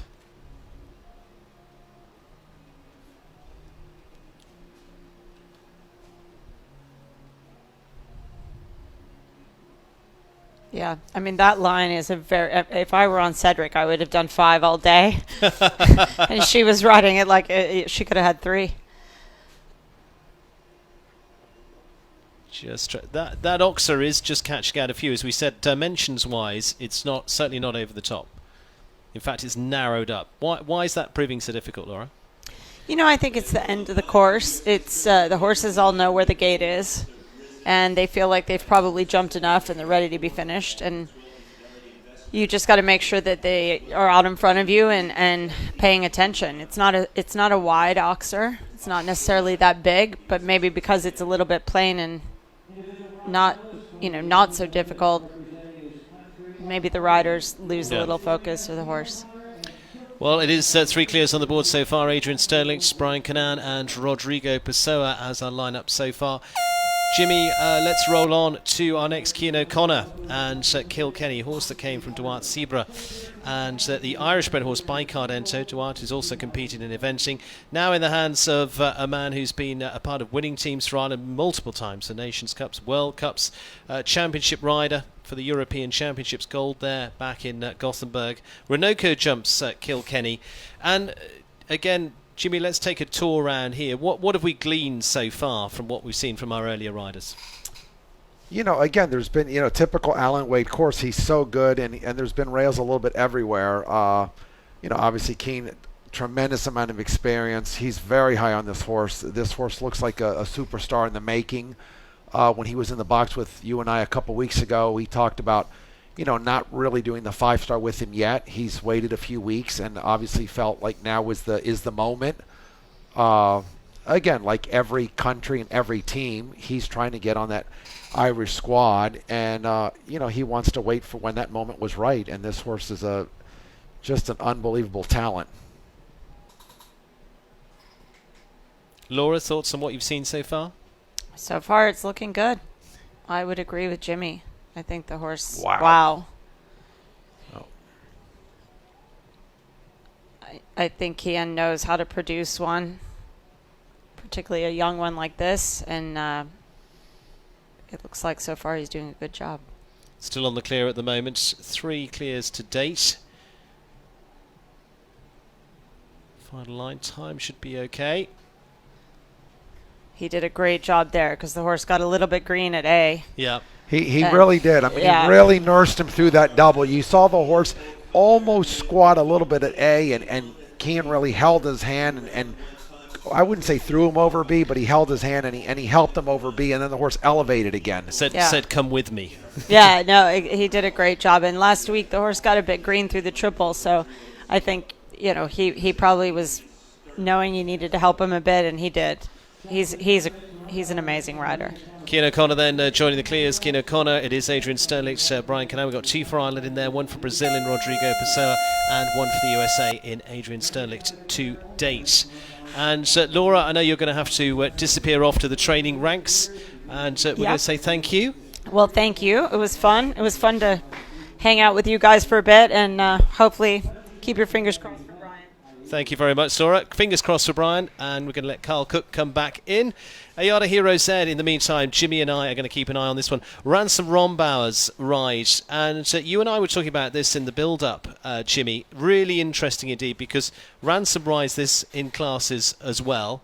He's moved this horse into the 5-star. Went very well in Traverse City last season too. Really a horse for everyone, and he gets a really good tune out of this. And very fast. And early rail. You know, he was one of the riders that maybe sort of shaved right in. I don't think he gave that jump enough respect, and then has the B of the triple as well. I can't emphasize enough. Our riders obviously aren't listening to our commentary, but I can't say enough. I think you've got to really give that third jump a lot of respect. Carl, you've been watching from the sidelines. What's been your thoughts?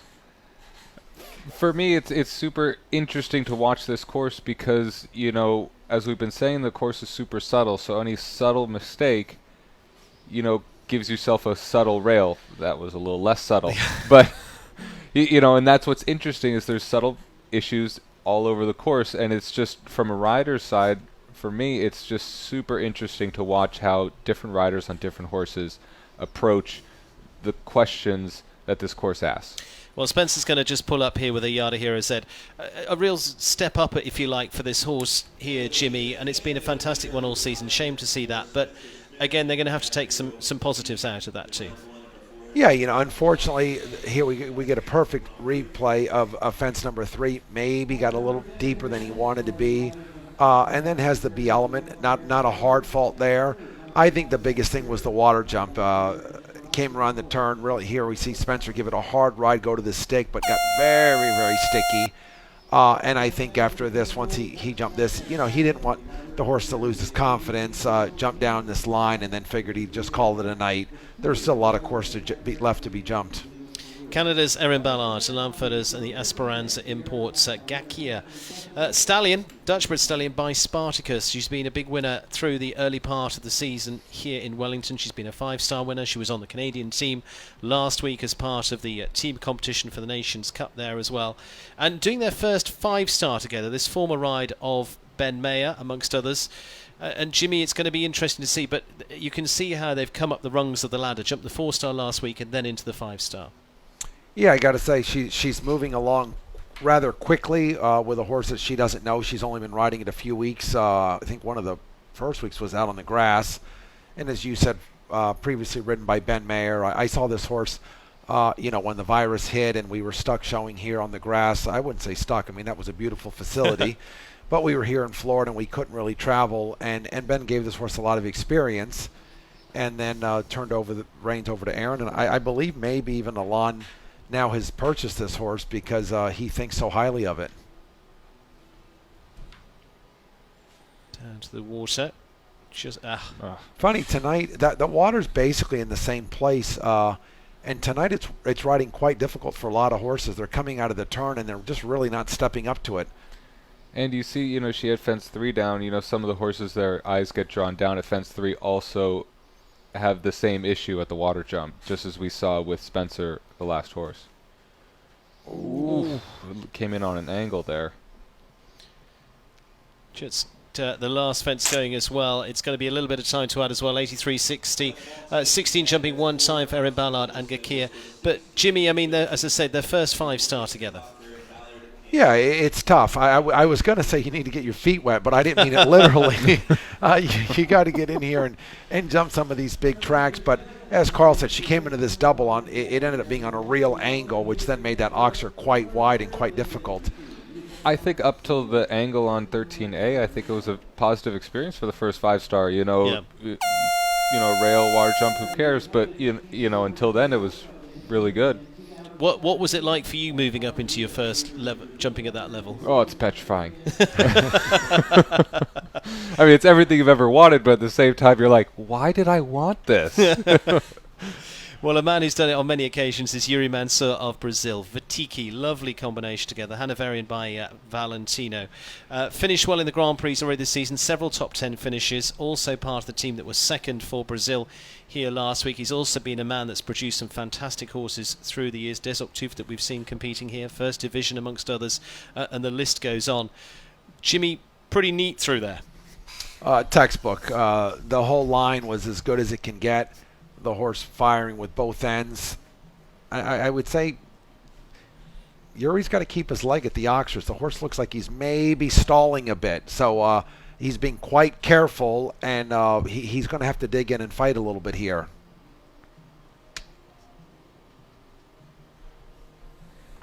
Again, I think he needs to ride across this water jump strong.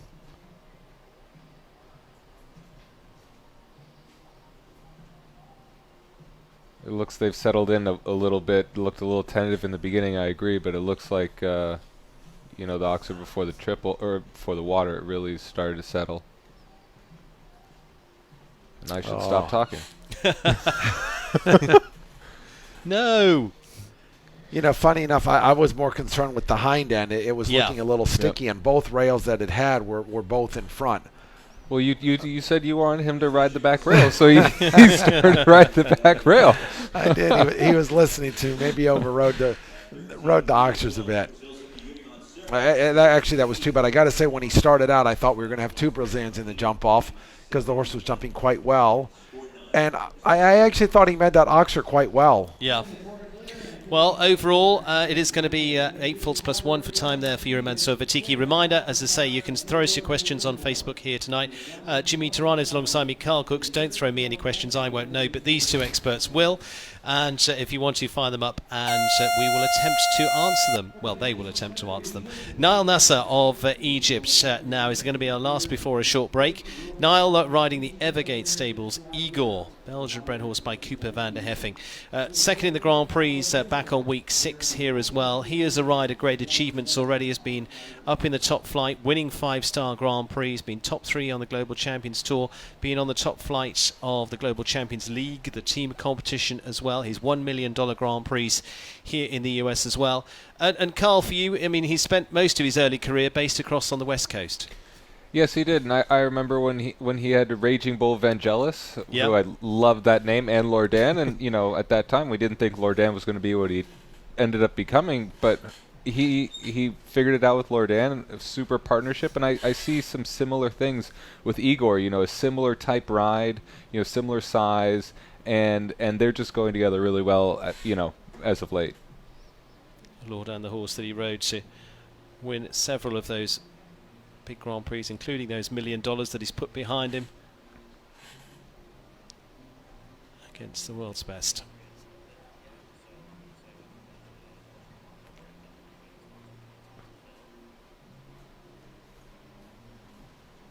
I mean, it just looks he's right on point with each of the rides so far. God, I gotta stop talking. Jeez. I love the way commentators think that influences what they're doing. And I'm not a superstitious person at all, but when it happens as you're saying it, it's hard to not think that. Carl, going back, we'll have a little run over that in the replay now. Let's watch them down the final line. Just one more to go. Get plenty of energy towards the end. He had to, he didn't.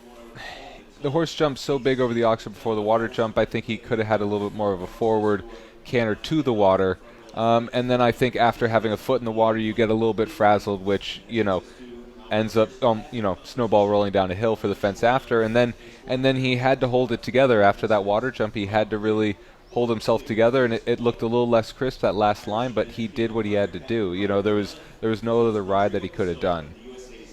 Well, there we go, finishing on a total of 8 there for Niall Nasser and Igor. Let's remind you of the situation so far. 4 clears at the moment: Cian O'Connor, Kilkenny, Adrian Sternlich, Crystalline, Brian Canan and Armick, Rodrigo Pessoa, Carlitos Way. There they are, up in lights for tonight's Fidelity Investments Grand Prix. We're going to catch up with one of those riders in just a few moments' time as well. In the meantime, we're going to take a very short break, just a breather for a moment or two.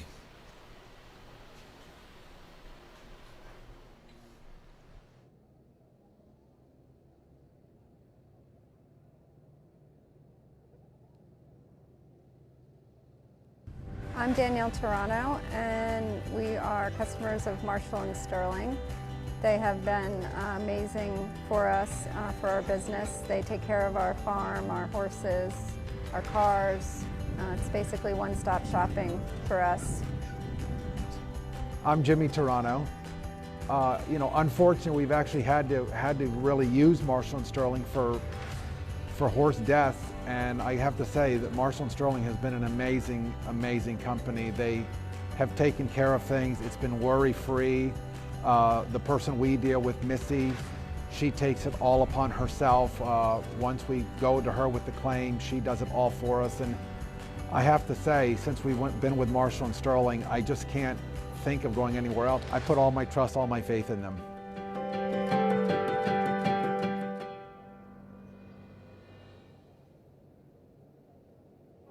Perfect Products is proud to return as a sponsor of this year's Winter Equestrian Festival.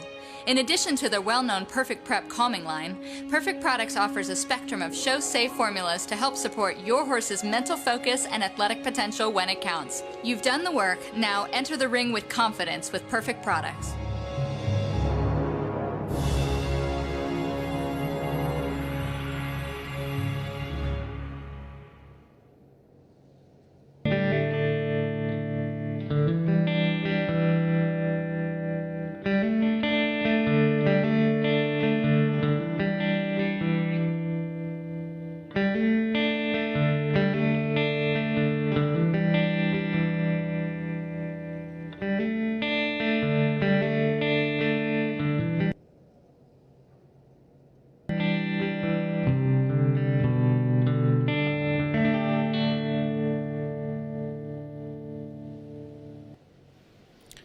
Well, they're just a few of our supporting sponsors throughout, and one of those that supports is our wonderful award each year for the Martha Jolicoeur Leading Lady Awards. And right the way throughout the season, it's awarded to lady riders each week, but there's also a standing throughout the season. Adrian Sternlicht at the top of the leaderboard right now, 861 points. Marge Engel in second at this point. Canada's Tiffany Foster in third. BC Man sitting in fourth. Lily Keelan in fifth, as you can see down the order. Laura Crouch, as we heard from her a little bit earlier on, and our top 10 completed by Ashley Bond. Adrian Sternlicht topping at the moment. The Martha Jolicoeur Leading Lady Award could get some more points tonight because she's already on a clear, and so we're going to find out a few from our riders down at the warm-up as we head down to Kate. Thank you, Steve. Well, you mentioned Adrian Sternlicht, and Adrian, seeing you come out of the ring with so much emotion tonight because this is one of your top horses, Crystalline, and it's been 2.5 years since you've really been able to jump a 5-star coming back from an injury. Describe the moment that you jumped that last jump. This was an incredibly important class for me. I've jumped one 5-star with her since the World Championships in 2018. And actually last year I was bringing her back and we were gearing her up for World Cup finals, which we were qualified for. So I only jumped one 3-star last year and then gave her the rest of the year off basically. So given our last performance especially, which didn't go our way, I knew this was a really important round for us. And was so overcome. The horse is like the most important thing to me in the world.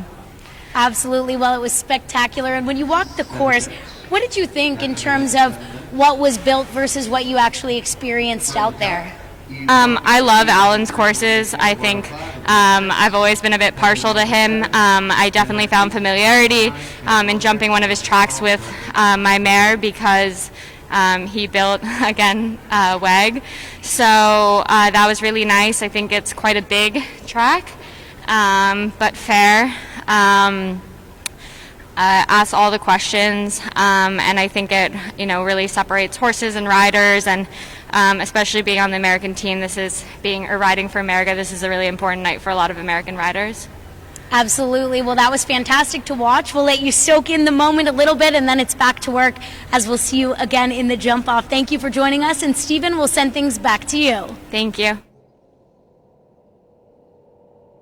Thank you very much, Kate, and good to hear from Adrian. As she said, big night for her as they make their way back to the top. Exciting to see. 4 of them with clears at the moment, and we're also going to take a look at some of the breed rundown here from Highgain. Our sponsors have given us a breakdown of the breeding of the horses here tonight. 7 Dutch bred horses, that's KWPN to translate that one if anyone's not so sure.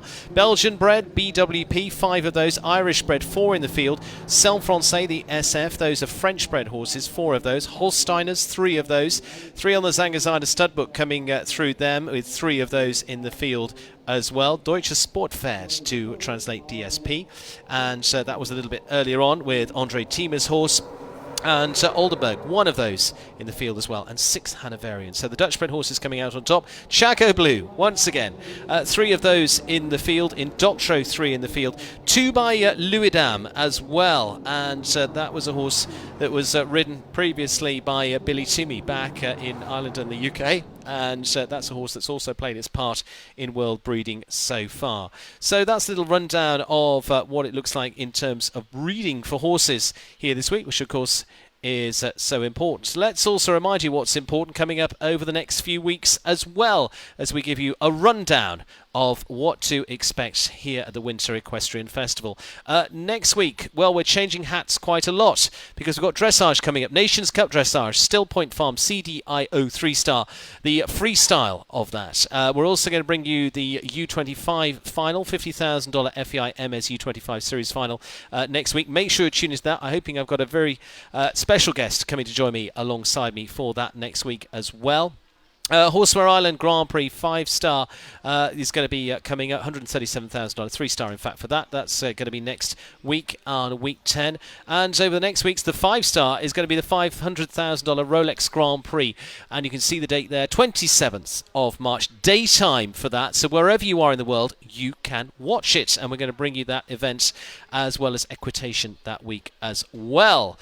And all of that to look forward to over the coming weeks. And looking forward to our next stage of this competition. $401,000 Fidelity Investments 5-star Grand Prix. 4 clears so far. Rodrigo Pessoa following on from that superb group of rounds last week with Carlitos Way 6. Captain Brian Canan, Armic, as we mentioned before, he's been a part of the shake-up in the big 5 stars before now. Adrian Sternlich, is this the night for the big win with Crystalline, and Cian O'Connor with the upcoming Kilkenny in the field so far. As you can see, 19 remain, and they are all coming up very, very shortly indeed, so don't go too far away.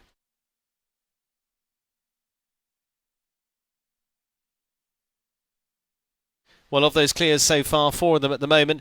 Jimmy, to come across to you first. Thoughts? Cian O'Connor, we just heard from Adrian Sterlich as well on how delighted she was with that clear. What are your thoughts on it?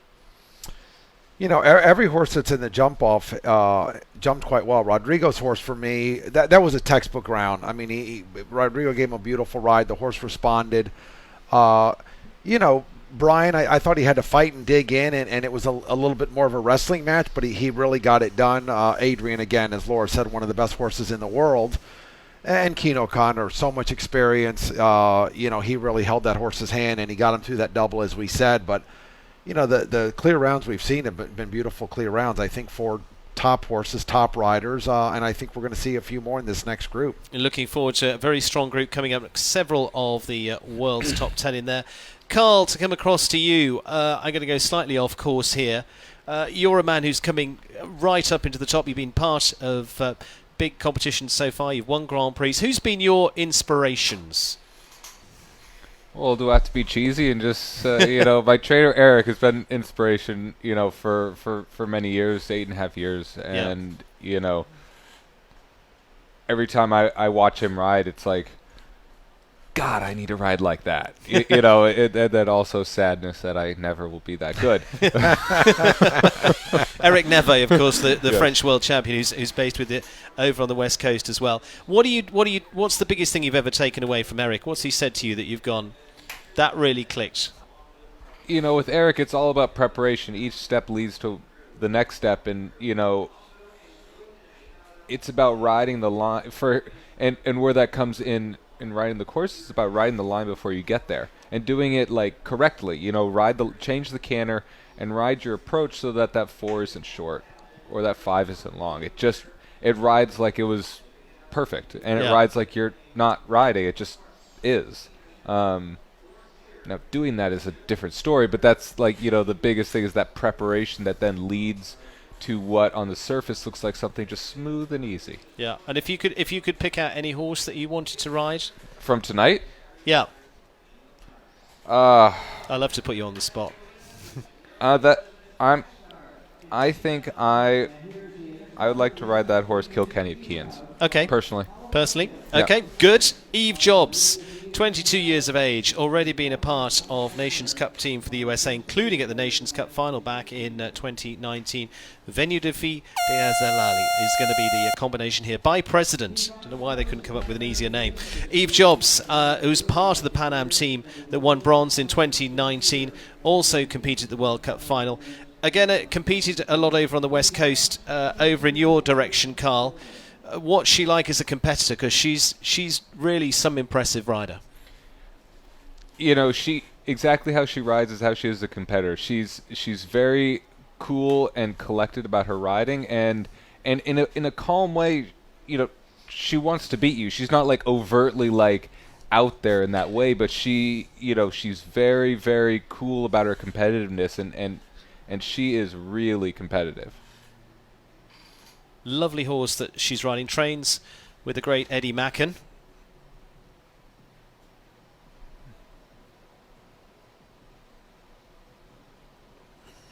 Triple bar. Carl, thoughts so far? I mean, she's ridden a fantastic round so far. She skipped through that triple combination. She rode up to the triple bar. It's, as I guess, this is exactly how they walked it and how they wanted it to go, because you can't want it to be looking better than right now. Jimmy, she's been a fantastic asset already. 22 years of age, already put a Pan Am medal behind her so far for the USA. Yeah, absolutely. But as you said, when you work with someone like Eddie Macken, and you're riding horses like this, ooh, that was a big error. Very similar to what we saw earlier with Andrea Scariga. She went to hold up there and she just left the horse a little too much room into that double, and I got to say the horse was very good to leave the ground there. I agree. She had a little bit of an angle to fence 12, which got her a little bit on the inside track there, and so she tried to set it up, and it was too much. But before that, there wasn't a foot wrong, prior to 13A. Yeah, that was looking like a beautiful round. Maybe we're going to see a replay here, different angle, but you see how far she stands off to that double. And the horse was really genuine. Not only left the ground at A, but still left the ground at B and didn't really get in any trouble. And obviously, landed in a place she didn't want to be and thought she'd circle and regroup and finish up over the last jump. Well, Eve Jobs there, completing her round 16, jumping 4 for time. Unfortunately, the errors in the final line there. And it's Bia Manley now of Switzerland, the Grant Road partners, Desari. We talked about Eric Navet, this man up there as well, from Olympic silver to being one of the key men for the Swiss team over the years. He's won the World Cup final and has won the President's Cup in Washington over here in the US and a number of big Grand Prix, riding for the Grant Road partners of New York. Jimmy, another class act to watch here. Yeah, just an unbelievable talent. I like this horse. I the way Biot rides. Very, very much the American style, a forward way of riding, loose and up out of the saddle. Looking a little frisky tonight. But another one, like, Carl was talking about Eric, and when you watch Eric ride, you don't see anything going on. I mean, it's, as I said earlier, just smooth as silk, and Biot is that same idea. Everything he does is hidden. He's a very strong rider, but you barely see it. He has finesse, and for me, that was a huge mistake. Ooh. Why did he do 4? Yeah, I mean, I'm talking him up, but that was a big error on Biot's part, and again, that just goes to show it doesn't matter at every level. We can make the mistakes. I think he just got confused there. The other line is 4, and I think maybe that's where he got confused. But also sometimes you'll land and you'll get a distance in your eye, and it's just stuck there. And you can't get it out. And yeah, wow. Yeah, and then lands in the water, and he realized he made a mistake, and really no point in going any further with that horse. It's not green. It doesn't really need the mileage. Maybe it hasn't jumped as many big classes this season as some of the others, but really no need to continue. Lily Keenan now, the Chasnet Farm of New York's Faster, also part of the US team last week that were victorious. Dutch bred horse by Vigo da Sway, a fabulous combination. They were third here in the Grand Prix last year, in fact, swinging back 12 months. They were second in the American Gold Cup together. Lovely combination. And Jimmy, you and I talked about this pairing a little bit earlier on in our riders to pick out from this class. Yeah, I think this is an extremely careful horse. It's always been, she bought it doing the young rider tour over in Europe, in Holland, and it's been a great partnership for her. As I've said many times in the beginning, the one issue was a little bit the rideability in the mouth. She's been working with McLean for a couple years now. Had a little stint working on the flat with Michael Mass as well, but mainly McLean is holding the controls here, and I got to say he's done a great job. This was a great pick for Lily, and obviously Lily's just trying to keep doing what she's been doing. She wants to be in that 10. I'm talking about the 10 riders that they're going to look for to go to the games, and so far she's been doing quite well. Beautiful double clear in the Nations Cup.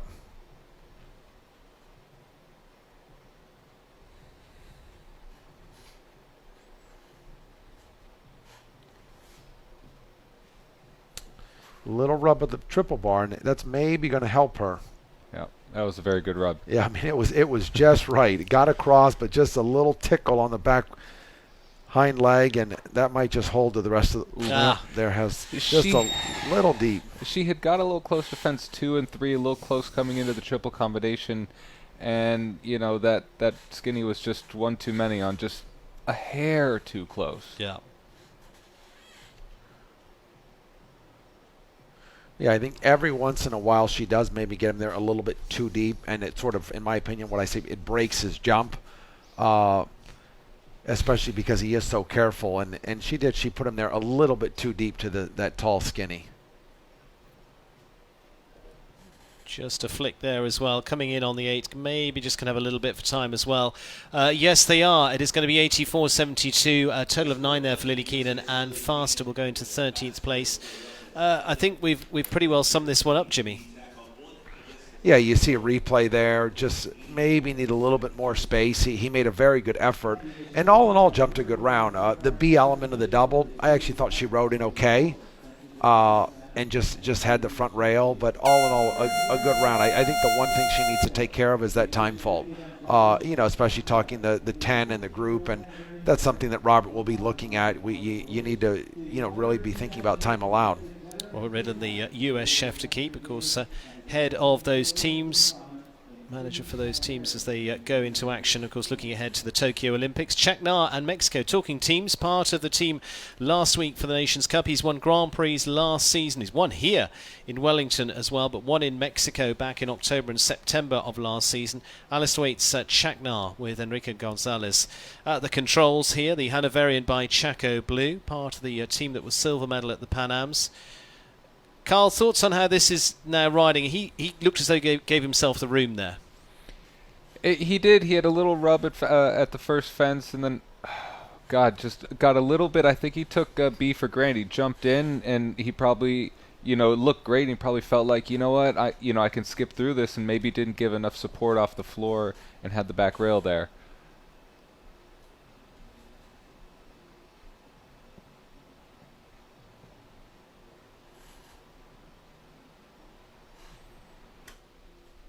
Just on the 8 at the moment. To the water.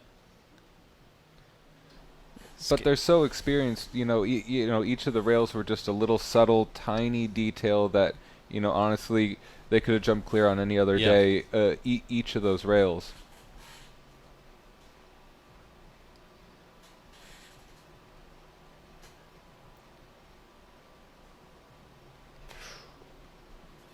You saw the mare really drifting left all the way down that line, and I really think that's why she had the A element down. She was drifting left, and just lost elevation. Okay, tonight that wasn't typical round. She jumped a beautiful round in the qualifier.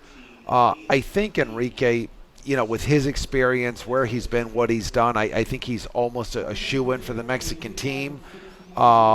and just, letting this horse get some good rounds under her belt. And, when it comes the time and the day, he'll be ready to produce.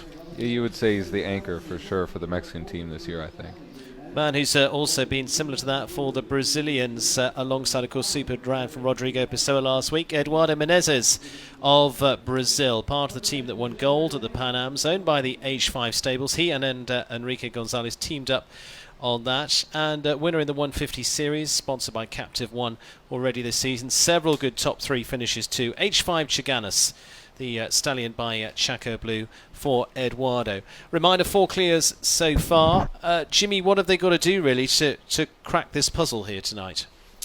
I got to say, I like this combination. I think, I've known this horse for a number of years. I've watched Rodrigo. I helped a little bit, with him, this horse producing it. And he did a nice job, and he won a nice 2-star here and then stepped up into the 5-star. But I got to say, the horse goes really, really well with Eduardo. He sort of gives it just the time it needs off the ground. Another one that, trying to make the team and thinking about making the team for Brazil. It's not like the old days where they just had maybe 4 riders. They've got a number of riders now to compete, and you've really got to earn your spot. They've got Rodrigo, and they've got Eduardo, and they've got Marlon, and they've got Pedro Venice, and the list goes on. The list goes on. I mean, my mind's a little blank now, but there's a lot of riders, and I got to say, this seems like a very, very good combination, and I think, Philippe's, that was a shame. I don't think this is one that can be overlooked right now.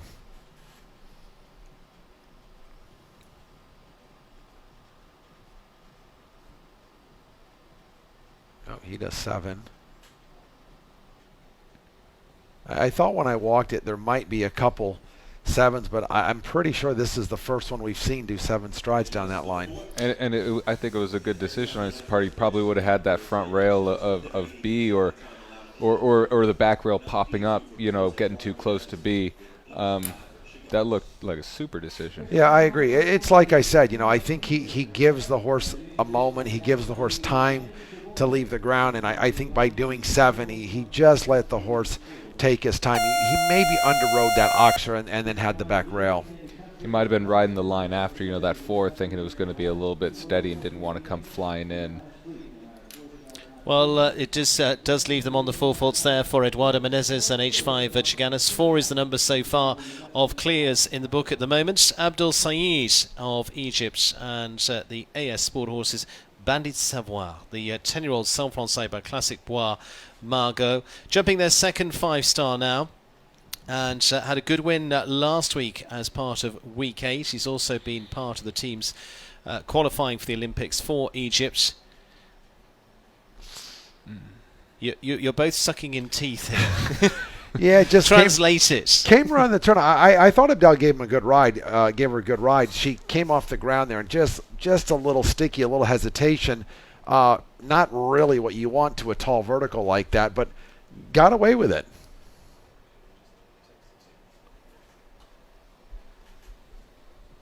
This is a horse with a tremendous amount of blood. Very spicy. Always on the go. And I think that, the fence 3 just pulled it just a little bit deep, and that's, a little bit of a side effect of the mare being hot. But, the mare needs to be hot. That's what gives it that fire, and that push. What do you prefer riding, Carl? Something a little bit quieter or something with a little bit of added excitement?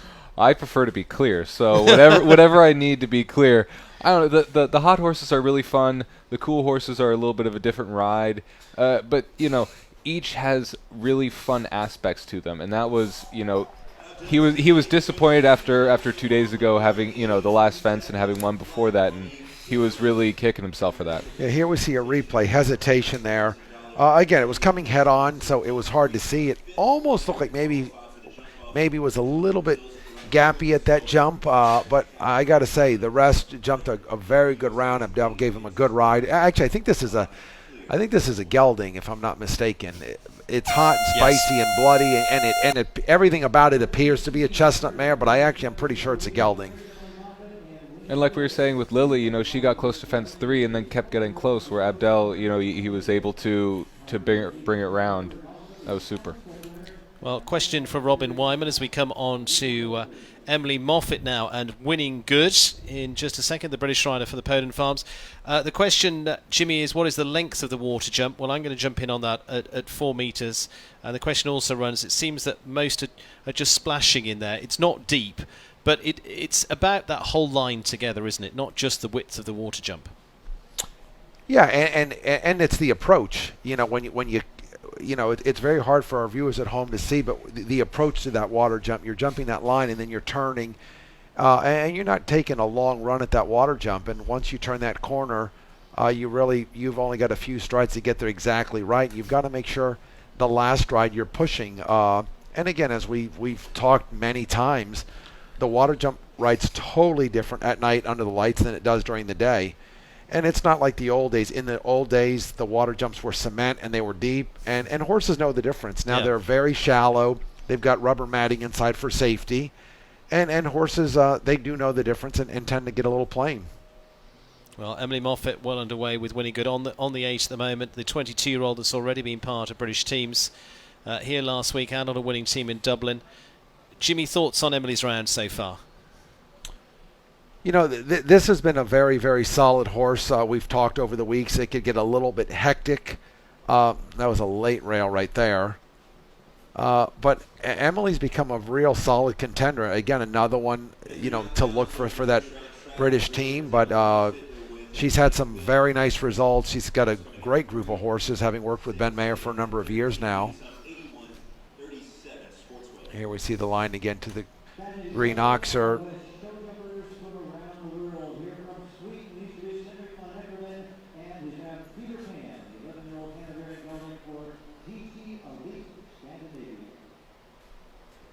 Just on the turn and into the centre comes Henrik von Eckermann of Sweden.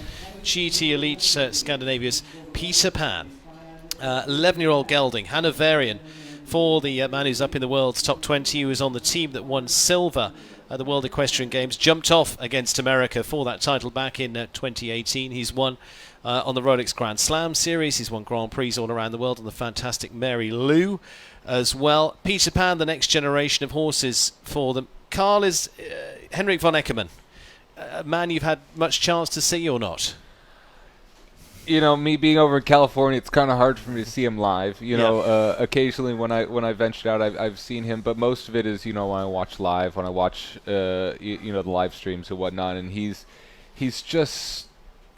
got a forward style, but he's so correct about what he does. It's really interesting for me on my side to watch how he's approaching the challenges.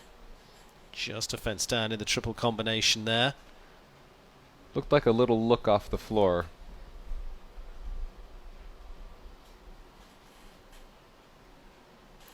Again, horse that hasn't been exposed to too many of these big classes yet, but in tremendous hands. Yeah, and Henrik is so good with this type. He's run again, another one. Even though that was head on, you could see he really ran out of room. He never had a chance to push to the water jump. And that swoopy turn to the water jump is really hard to get right. You want to accelerate, and then you accelerate and you kind of lean in a little bit, and that kind of messes you up. It's intentionally not an easy approach to a difficult obstacle. Well, deciding to retire there, Henrik von Eckermann and Peter Pan. But Jimmy, exactly that. I mean, it's putting the test into the rider's hands at that point. Yeah, and again, we keep saying, I know a few years ago they were talking about taking out the water jump, but since the beginning of time, that's been a test in show jumping, and for that exact reason, you've got to ride it exactly correctly. You got to get there right. The horse has to jump up, jump across, and again, I think it's a very good test. Part of the test is bravery, scope. You've got a little bit of everything involved in show jumping, and I think it's still a good test and a good part of show jumping. Certainly a man who's master of his game at the moment is the world number 3, Daniel Deusser of Germany, Killer Queen VDM. He rode this horse to a win on the turf. He also rode another horse, Tobago, to a win in the Grand Prix here last week as well. 2 Grand Prix wins behind him, about 6 international wins already. Still to claim the 5-star Grand Prix. He actually won this class back in 2013 when it was a World Cup class then. If I remember right, it was a brilliant round. He even jumped one of the standards. He was so tight. Just squeaked inside the flag. Superb jumping like you've never seen before. And Jimmy, I mean, he is over here in the US and he's certainly making a few nervous being here because he's winning a lot of classes. He's winning a lot of classes, and like you said, on everything. I mean, he won on Tobago. He's winning some speed classes, having won a good Grand Prix on this mare as well. But funny enough, when I was walking the course alongside Daniel, and he said, "Wow," because this is a lot of course. He said, "You definitely need a horse that jumps big verticals well." That lavender vertical right there, very, very tall, and then again coming here on this skinny, this is very tall. This has to be 160. But, as I said in our pre-show, I mean, he's just, everything he does is just so smooth. Again, another rider that I want to compare to the great Eric Neve. Just very smooth, very invisible with a lot of what's going on. Yeah. You don't see a lot of jerking and kicking and pulling. It's very smooth. Tends to ride with maybe a little longer rein than some of the other riders, but just very soft with his arm, yet he's so effective. Still there, and there he goes. He just does what he needs to. It's just so correct. When he needs to push, he pushes exactly when he needs to and exactly as much as he needs to. When he needs to support with his hands, before you can think it, he's already doing it, and he does it so beautifully. What we just watched in so many things, as Carl is explaining, that's something that you just don't teach. That's just that's that goes back to we always talk about feel.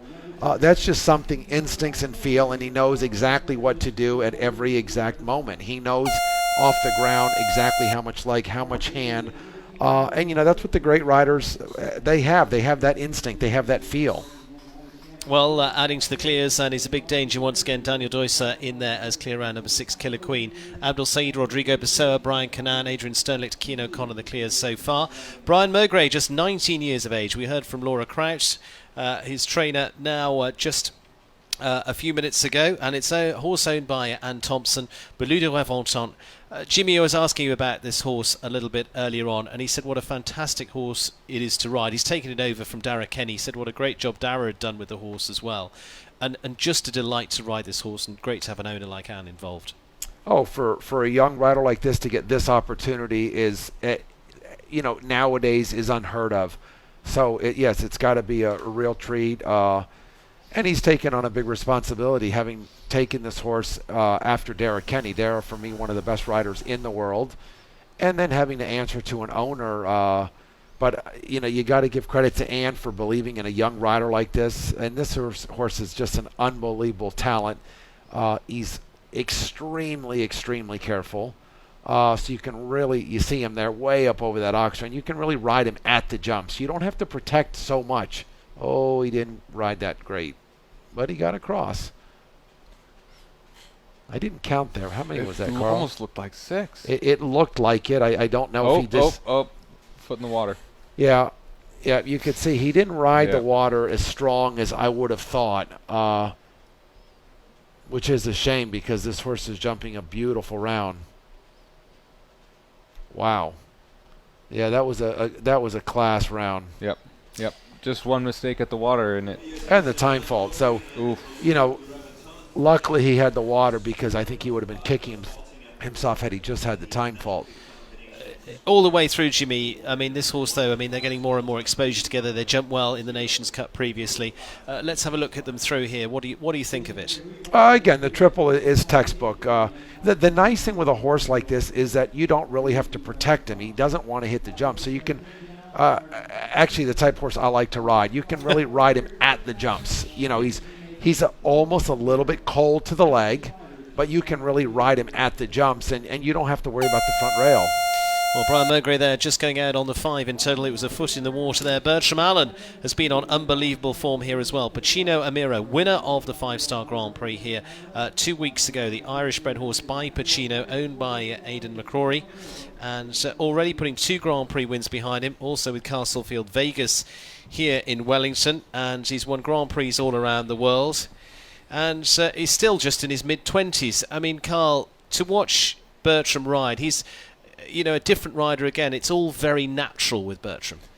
It's natural, and at the same time it's unique. He's got a very unique style. I remember when I first saw him in 2014 at the World Championships, where he burst onto the scene.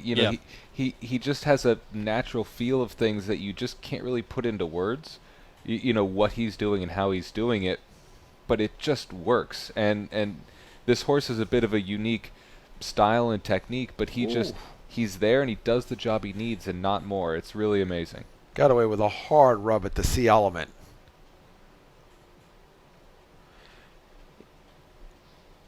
And Jimmy, you and I were talking a little bit earlier on. Interesting. I mean, this is a 9-year-old horse. I mean, a horse in its top flight at 5-star is usually generally 10-year-olds onwards. But I mean, this horse has looked so relaxed, even despite not having much experience last year. Yeah, he's jumping these 5-stars quite well. Obviously, Bertram believes in him. He keeps coming back with him. I think once or twice he's taken a moment, and again here wide, I think he's got to pay a little bit of attention. But going back to what Carl was saying, what I like is, I think Bertram is always, in my opinion, he's in perfect balance.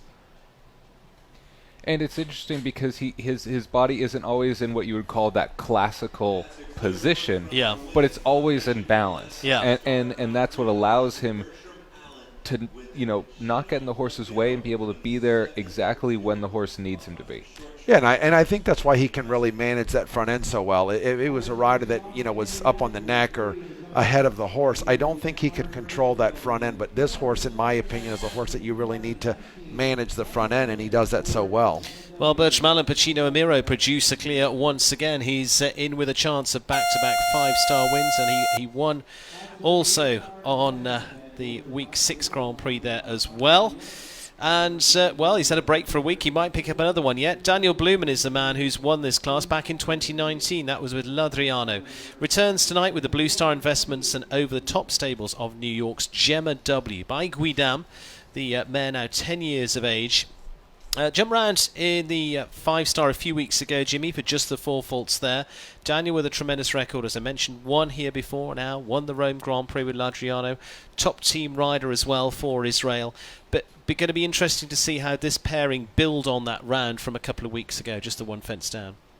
Yeah, I think it'll go well. This is a horse I'm very fond of. I've watched it a lot. I saw it in Traverse City when we did those shows together there. I've seen it here. And the horse is a big jumper, jumps with a lot of ease. And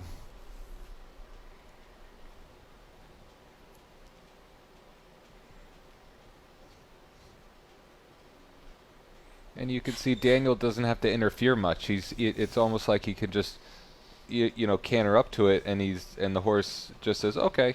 It's just ease. Yeah, I think this is one of those horses you sort of have to just sort of let it jump versus telling it to jump. It does. It really jumps with ease. And that could be really hard when you're jumping these big fences. It feels like you need to do something. Yeah. And sometimes the hardest thing you can do is actually to do less. Yeah. But look at how it's working. Working well so far. Daniel Blumen still on the clear. Looks like they might build off that round from a couple of weeks ago. Close on time. Just needs to keep coming. Oh. Is it going to be enough? Yes. 83, 84. Oh. No, time fall. Time fault it is. 83 seconds the time allowed. Daniel Blumen, Gemma W. Jimmy, just a fraction at the tail end there. Yeah, I mean, you could kind of see that happening. There had to be a place where he thought, I need to make up a second. He didn't really show urgency. Once he jumped this vertical here, he needed to get away from here and get to the next jump. You saw there on the replay, even when he landed, he was very calm.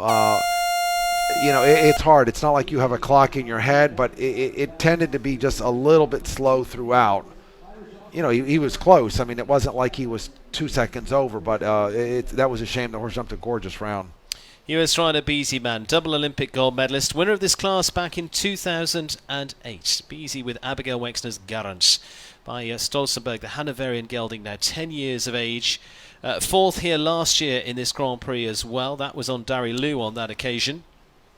Featured with wins in the Grand Prix already this season with Breitling LS. Jimmy, we've talked about this horse a lot. Didn't have the smoothest passage in the qualifier, but jumped another nice round on Friday and all set up and ready to go here. Yeah, and it looks like I saw on Friday and again today, I think they have a different setup, a different bit. It looks like maybe, it's hard to see from here, but looks like maybe a Kimberwick with a gag rein. But again, a horse just got a little weak off the ground there. A horse with a lot of talent. I think the biggest thing is, he gets a little bit aggressive and drags her deeper than she wants to be, and then he's got to try extra hard, and then maybe a couple of the lines get a little forward. But I got to say, tonight they got him a little more settled in. Ooh.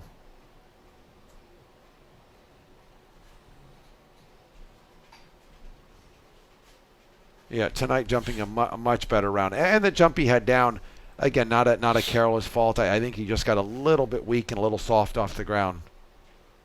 And interesting, it also was the one fence, he didn't pull her too deep, at that lavender fence. Yeah, and I think that was probably part of it. I think she's so used to him dragging her deep, and she almost allows for that bid. Yeah. And I think allowing for the bid, and he didn't take her, and it probably caught her a little bit off guard. Yeah. Well, just finishing on the full faults there, 82.37.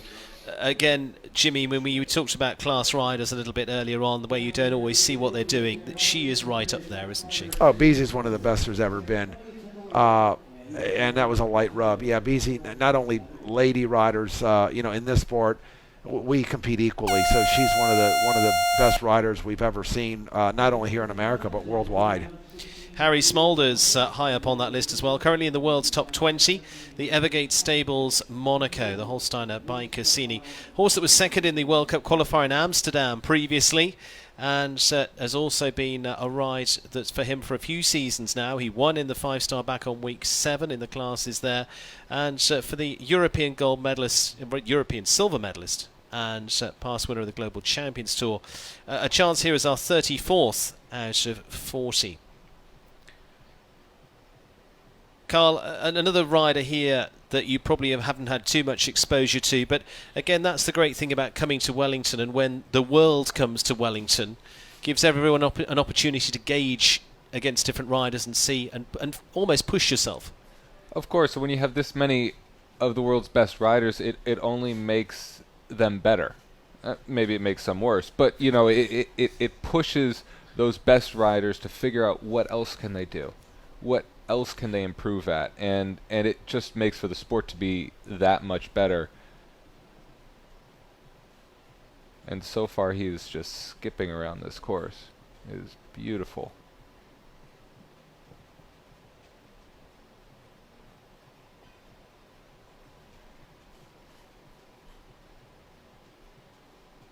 Oh, Jimmy, a little bit of a thought at the water. Yeah, when he turned the corner there, as Carl was saying earlier about that sweeping turn, the horse almost cut into the right a little early, but Harry is such a strong rider. He really guided him and totally changed the direction, and has that jump down away from the gate, maybe overrode it a bit, and then the wheels are coming off. That was too bad. The horse was jumping probably as well as any of them, and for some reason, once he turned for home away from the gate, the horse really let down.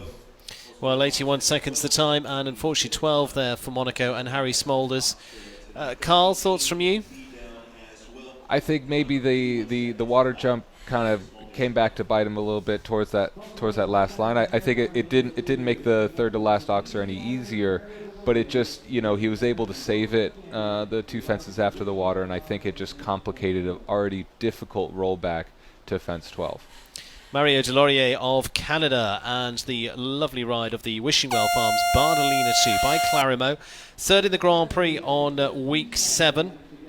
Seventh on week 5. They've got very good form coming into this. 2 top 10 finishes.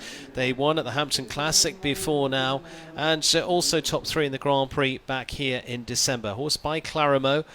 Mario, again, who's been a consistent part of teams. He's been World Cup champion. He's done everything, proved everything. Nothing to prove here.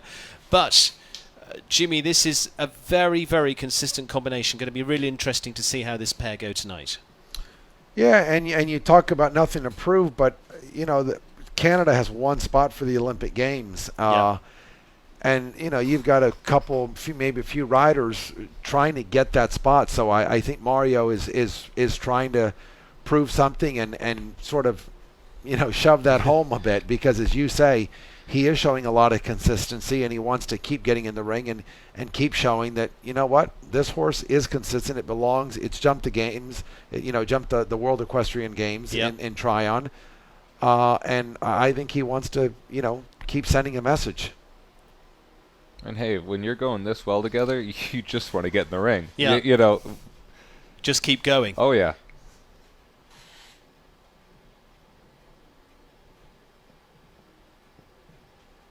Little skinny vertical. Oh. You know, he had to support, you know, and kind of condense the stride for the skinny so that 4 wouldn't be too short, and it still was just a hair on the short side causing that back rail.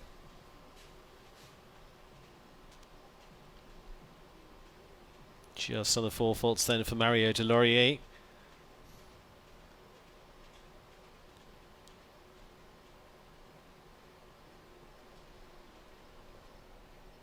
One more to go. Time is no issue. Going to finish on the 4 though as they go. 79.65 just on the 4 faults for Mario Delorier and Bardolina 2. They'll go into 11th place. Jimmy, down here, look pretty solid.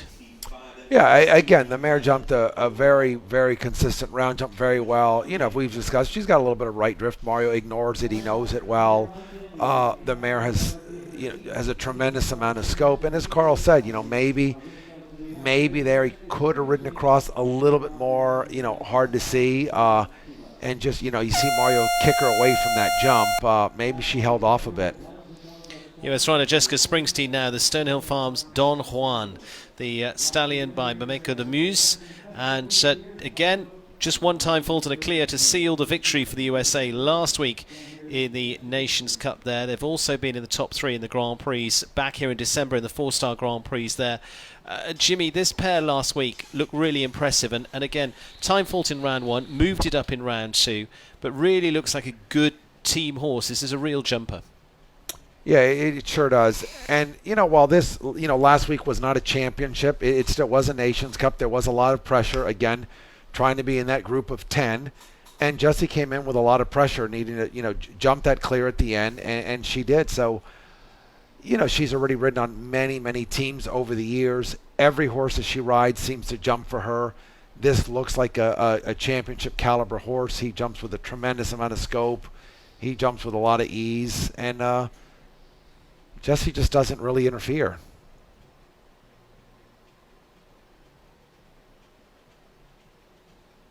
Carl, your thoughts? I agree with Jimmy. You know, horses just jump well for Jessie's. They have for years, and you know, the horse looks like one of those classic team horses. You know.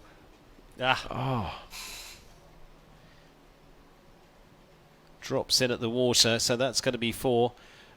Jimmy, a little bit of thought coming into there, a little bit of drift coming in. Yeah, I mean, as she got there, it looked like a couple jumps the horses jumped off to the left, and I think as she got there, again, he shifted left off the ground and just made the water probably a little longer and a little wider than it needed to be.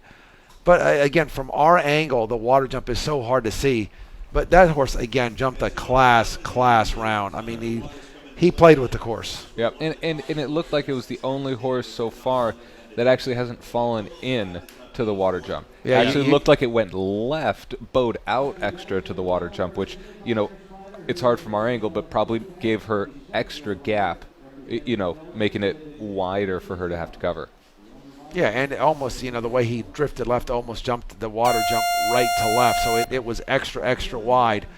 But that was a class round. The horse jumped with ease. First of four left to go, Belgium's Nicola Philipparts and Katanga. Pairing that was second in the Doha Grand Prix last year. Nicola, who's also won around the world from winning 5-star Grand Prix here in the USA to back in Europe as well. Top three in the Grand Prix here at the end of January. And lovely to see this Belgian rider in action. He and his brother have been top flight, but there's four of the family that are already in flying form and looking like a very good group for the future together. And of course, father Ludo, who was such a big part of the Belgian team for so long, he's also back in the saddle at the moment as well. And Nicola Philipparts, let's see him round. Overall, I mean, he's got a nice start here, Carl. Yeah, I mean, this is a smaller horse, a little bit on the hotter side, and he has to handle the questions a little bit different than those scopier horses, but he follows it along and gives the ride that makes this horse able to fly like that over the triple bar. He ended up doing 8 to the triple. We've seen mostly 7s. We've seen the odd 8 here or there, but he opted for 8, and he's got to get up to 4. He's got to ride the back rail. I wonder if we'll see 5 after the after this Oxer. Ooh, 8 again.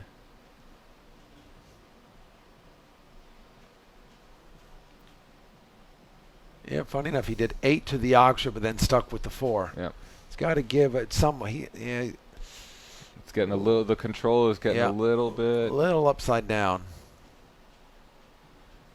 Yeah, I thought he'd lose the hind end, but another. Oh! I was about to say losing nothing, but it is just that last fence that goes for Nicola Philipparts of Belgium. Katanga just finishing on the 4. Jimmy, that was agonizingly close. Oh. Yeah, I was saying around the turn, he almost needed to find a moment to get off the mouth. I thought the hind end was starting to maybe let up a little bit, and he ends up having the last jump down. When he turned the corner there, he held on, and the head kept getting higher, and the back kept getting lower and hollow, and I thought he was going to maybe lose the hind end, and then has the last jump. Well, shame there, and just missing out on a group so far. 7 clears at the moment. Strong group for Ireland so far, with Bertram Allen in there, and Captain Brian Canan and Cian O'Connor in that group as well. Germany in there with Daniel Deusser, Egypt, Abdul Said, Brazil, of course, Rodrigo Pessoa, and Adrian Sternlich for the USA. Ireland coming into this again with Paul O'Shea, Skara Glen's Chancelloress, by Chaco Blue, the mare that he rides for the Skara Glen stables, World Championship rider for the Irish. Third in the qualifier earlier on this week. And again, a fantastic rider, Jimmy, that will just dig in and get a job done. Yeah, Paul's a top rider, one of the nicest guys here. And he's done a good job with this horse. This horse, he had some difficulty with it. It's, as you can see, very, very hot, not the easiest ride. But I got to say, I'm impressed that he's gotten this horse to this level, and not only gotten it to this level, but, quite competitive. There, just got a little bit at that vertical. You could see after the control is the question with this horse. When he has the control, it flies. It's easy. Paul O'Shea, Skara Glen's Chancelloress on the 4. Probably one of the best rides to the water, and probably one of the best water jumps we've seen tonight. Just let the horse do what it wants and just keep running. And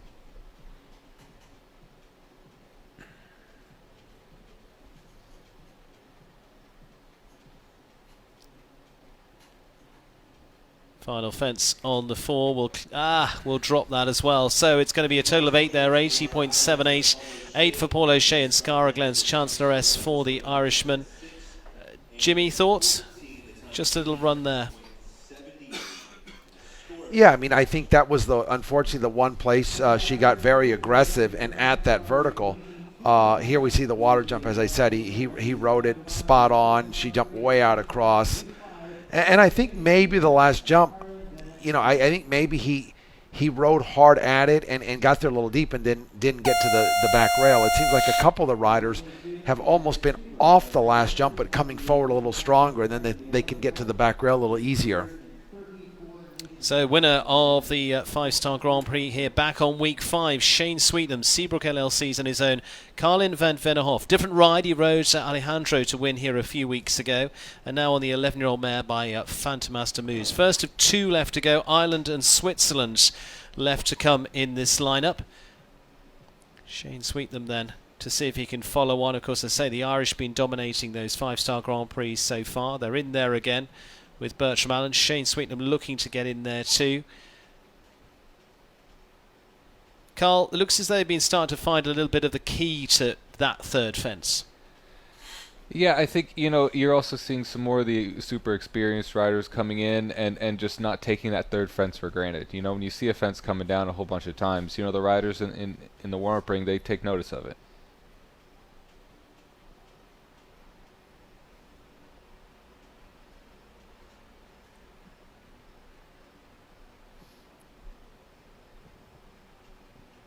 Nicely down this line.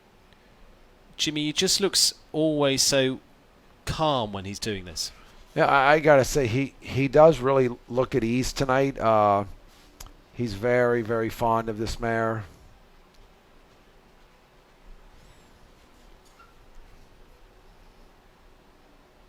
He rode Alejandro in the qualifier and then saved this mare to jump tonight.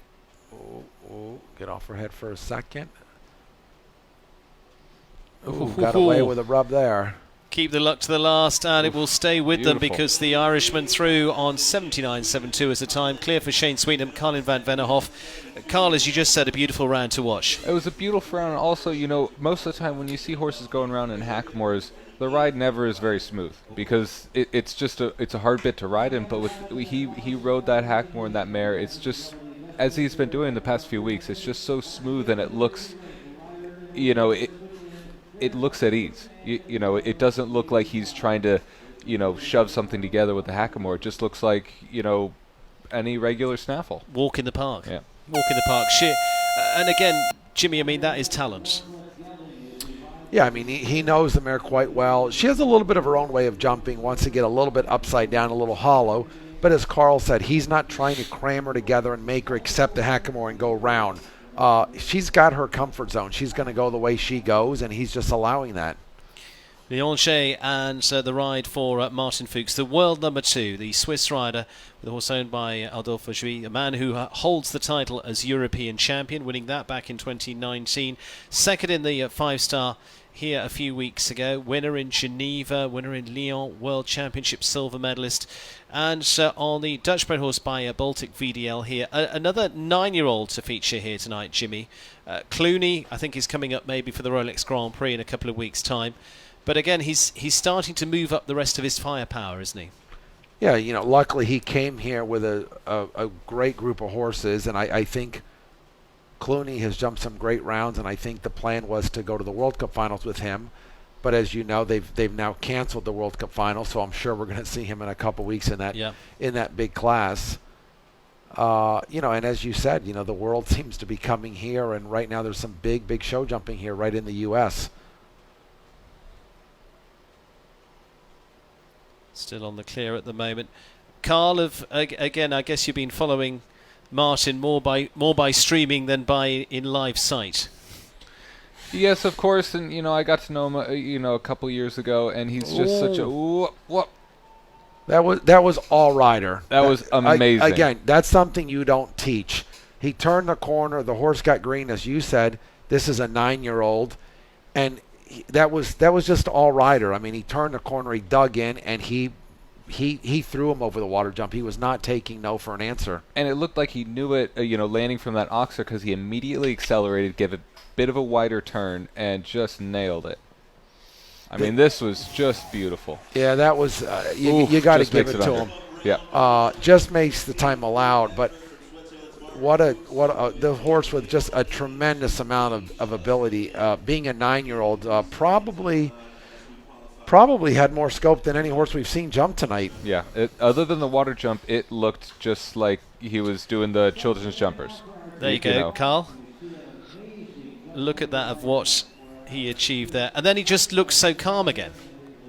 Yeah, and again, but these top riders, that's what it's all about when you talk about what he just did, or we talk about what Daniel does. That's what it's all about. You've got to put that behind you because you still got the rest of the course to ride. He knew, look, I'm over the water jump. Let me not panic. Let me stay cool and finish. And by him doing that, the horse settled right in and still kept exploding over the rest of the course. Well, exciting stuff coming up for the jump-off. We've got Cian O'Connor and Kilkenny, Shane Sweetnam and Carlin van Vennehoff. Here we go. Rodrigo Passau will be the man to start things off with Carlito's Way. Captain Brian Canan in there. Adrian Sterlich will be flying the flag for the USA. Cian, I mentioned. Abdul Said of Egypt. Daniel Deusser looking to add a third Grand Prix and move up to those 5-star wins.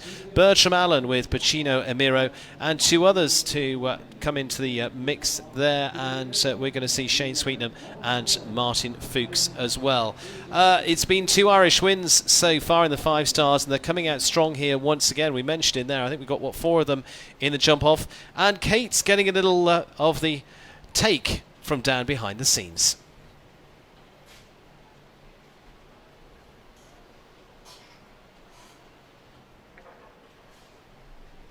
Top 5 in the qualifier coming into this evening, and now 4 out of the 9 qualified for the jump off.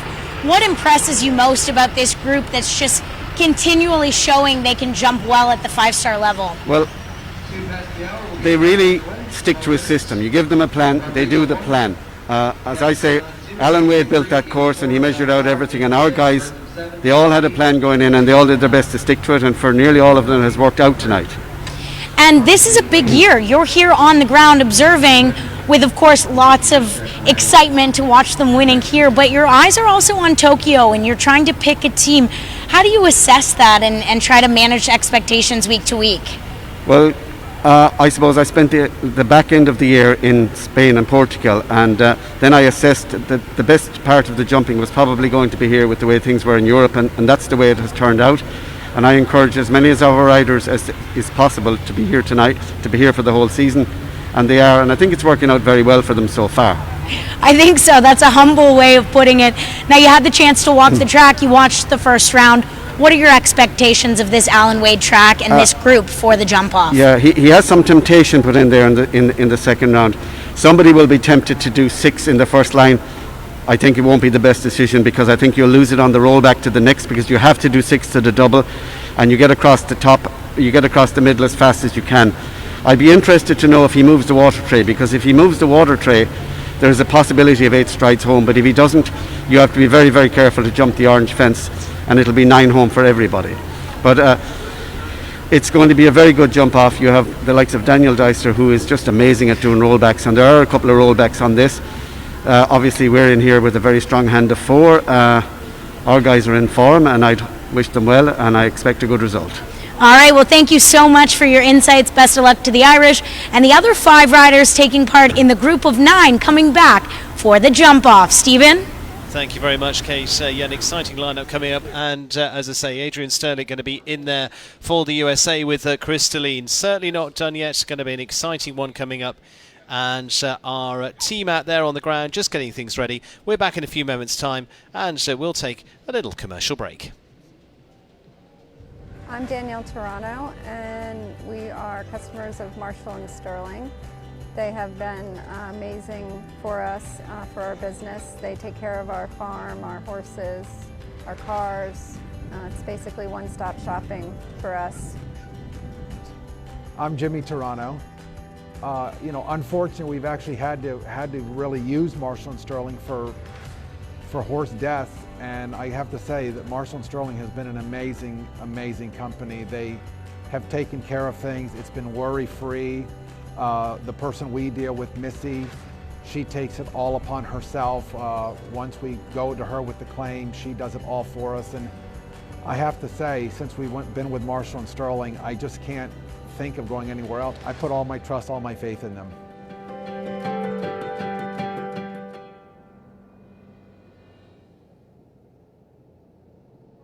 Perfect Products is proud to return as a sponsor of this year's Winter Equestrian Festival. In addition to their well-known Perfect Prep calming line, Perfect Products offers a spectrum of show-safe formulas to help support your horse's mental focus and athletic potential when it counts. You've done the work, now enter the ring with confidence with Perfect Products.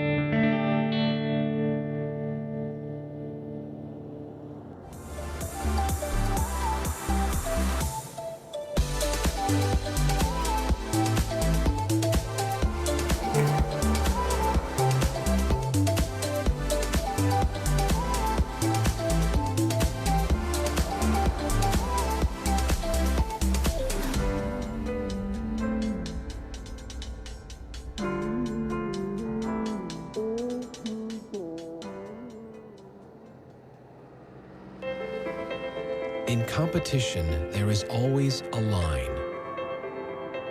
Sometimes it is set by someone else, a finish line, a time on the clock, a height to be cleared. Other times, we draw it ourselves as a discipline to be mastered, a goal to be achieved, a personal record to be broken. The line dares us to cross it. This line is the difference between joy and despair, success and disappointment. We chase it because we know that in some way it is a measure of our worth. And when we cross it, we do so not as an end in itself, but as the beginning of the next chapter. Vitaflex, the fine line between good and great.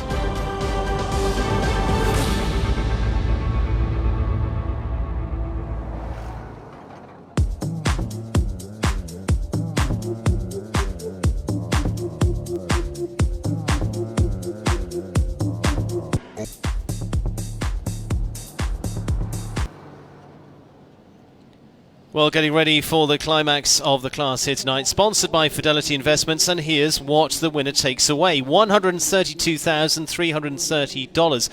What I'm going to point out to you, though, is what's on the line. Second spot, $80,200. So basically 50,000 difference. One pole, one split second. That's what it could cost you tonight. That's what makes the difference. 20,000 back to 60,150 in third. Fourth place to 40,000, another 20,000 back. This is why you throw it all on the line to go for these classes on the big level.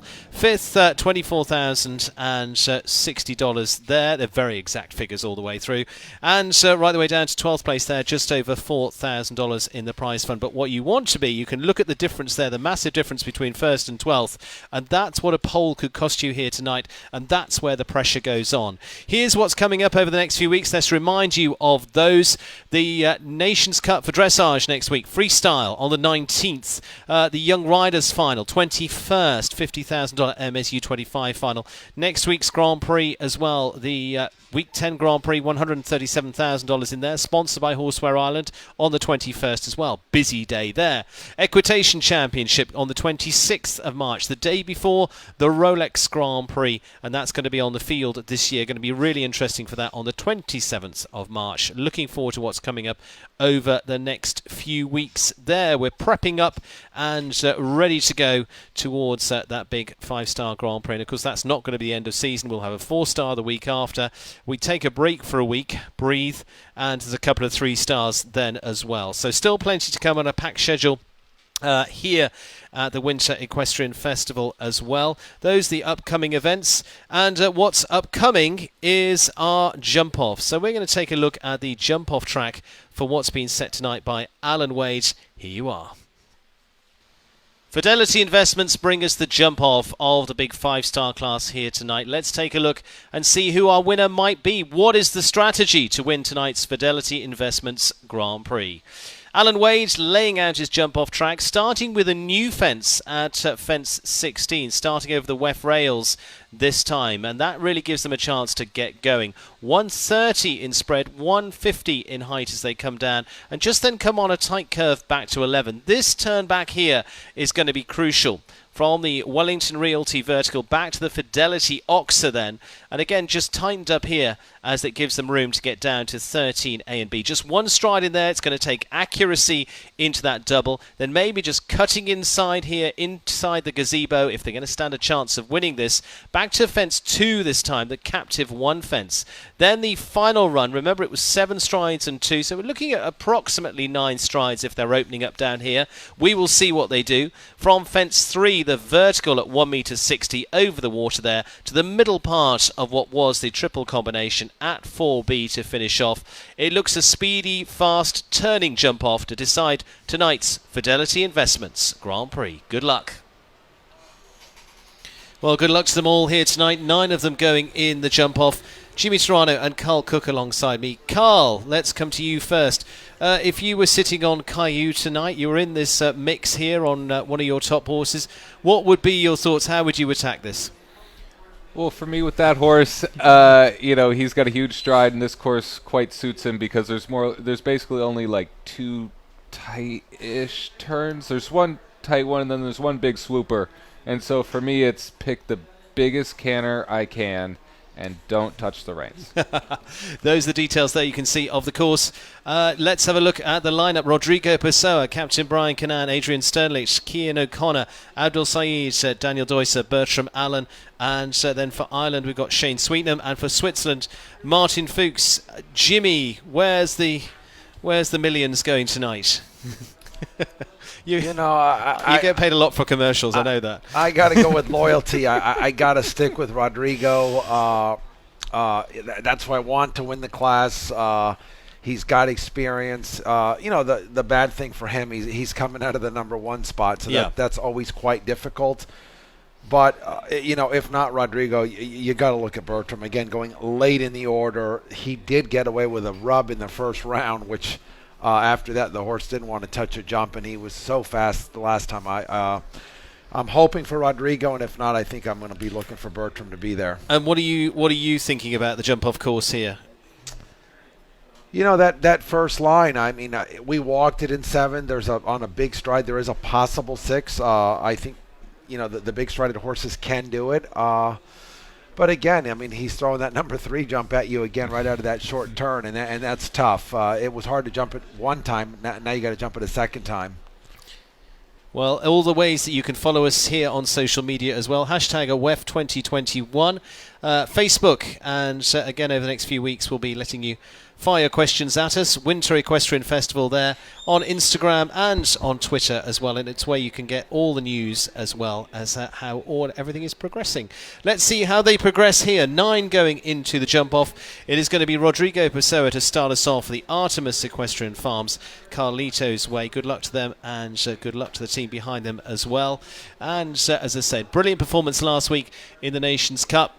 And a 3-time winner of this Grand Prix previously here, Jimmy. I mean, he's got form, but each time it's different, isn't it? Yeah, and it's a different horse. But, the nice thing is, as the weeks have progressed here, that he's really, it's coming together, and it's coming together. And tonight for a big night and a big event, obviously it's come together. So hopefully he can put it together in the jump off and come out on top. Oh, the first jump already didn't show up like you wanted.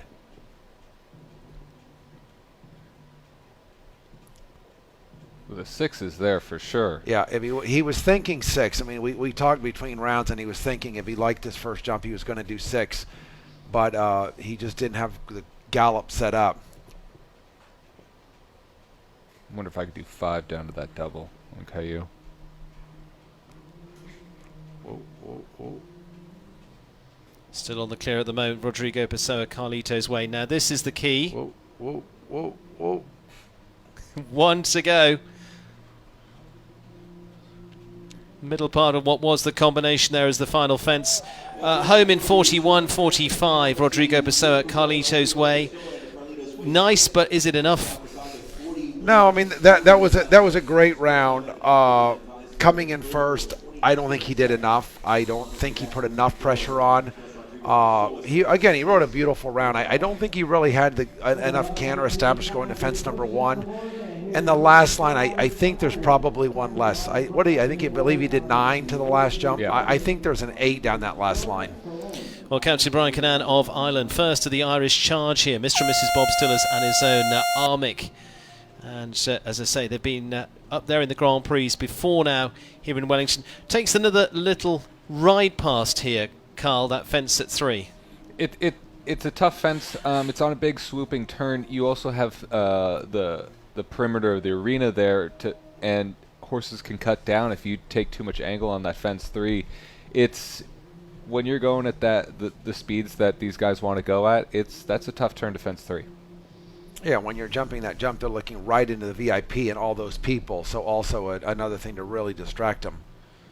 Again, 7 here. I think you're going to see some of the big movers do 6 up that first line for sure. I think we'll see Bertram do the 6. I think it'll help him too, the turn to fence 3 as well, doing the 6 in the first and line. I think for Martin's horse, which isn't the fastest horse, I think he needs to find places to leave out the stride. And I think 1 to 2 is definitely a spot. And again, the last line. Yeah, he just did that Captive 1 vertical super, which carried him a bit. That helps the turn to the second to last. 41.45 time to beat. Brian Cannan to the last. And he's just 41.17, so would have been a fraction quicker. And let's have a little look here, Jimmy. Good through this double. Yeah, the double, he actually jumped it better than he did in the first round. He did a nice job there. And he was thinking 9, but just got up underneath the last jump. And he knew it. You could see the look in his face. He's just, I wish I could do that over again. Adrian Sterlich's Crystalline for the Starlight Farms of Greenwich, Connecticut. Jimmy, we heard from her a little bit earlier on about how excited she is to see this horse now climbed back to the top. It had a period off, as we heard, was coming back last year, and then has just had a slow progression back in. And this is a big stage for them to be able to prove it. It is, but I got to say, the mare looks totally back in form. She looks exactly like she did in 2018 at the WEG. She probably jumped that round as good as anybody. The nice thing about this horse, she can really just run at the jumps. Oh, she does 8, I believe. No? Yeah, that was 8, yeah. Yeah, I mean, you'd think, to win, that's definitely too many strides. And 1 too many. And then again, adds up there. Obviously, that's 6 for everybody. She's already thinking right. That was well done. She's inside the other footprints. And this was a good ride. She's trying to make it up. What she lost there, that was slick. Yep, that was slick. 2 more to go. Adrian Sterlich's with a time to beat of 41.45. Chase down to the last. Gritted teeth, here we go. And it is going to be in front. There we go, the US rider, the sole US rider into our jump-off. Puts them into the lead at 39.59. Adrian Sterlich's and Crystalline. Jimmy, right back at the top. Yep, the mare, as I said, the mare looks totally back in form. And again, is jumping the jump-off better than she did the first round. That was well done, but not good enough to win tonight. Doing 8 strides, 1 to 2, and then adding up to the third jump, I don't think she did enough. I think you're going to see, knowing now that she went in 39, I think you're going to see at least 2 seconds coming off of that. I agree. Well, let's see. Cian O'Connor and the Renault jumps at Kilkenny. Carl, where do we make this up? We've talked about that striding in there. Is it as simple as that? We've just got to get less numbers? Yeah, I mean, because Crystalline's got a very fast foot speed, faster than Rodrigo's horse. So while it looked like maybe Crystalline was a little bit slower as the mare, she's so much faster because of that speed along the ground. And a lot of these horses coming up have the same foot speed as Crystalline or faster. So if they do 2 less to fence 2 and 1 less to fence 3 and a little bit of a better turn after B at the double, you're going to see the time charts. I agree with Jimmy. I think 2 seconds is definitely possible. Cian O'Connor, Kilkenny, first time really exposing this horse at this level.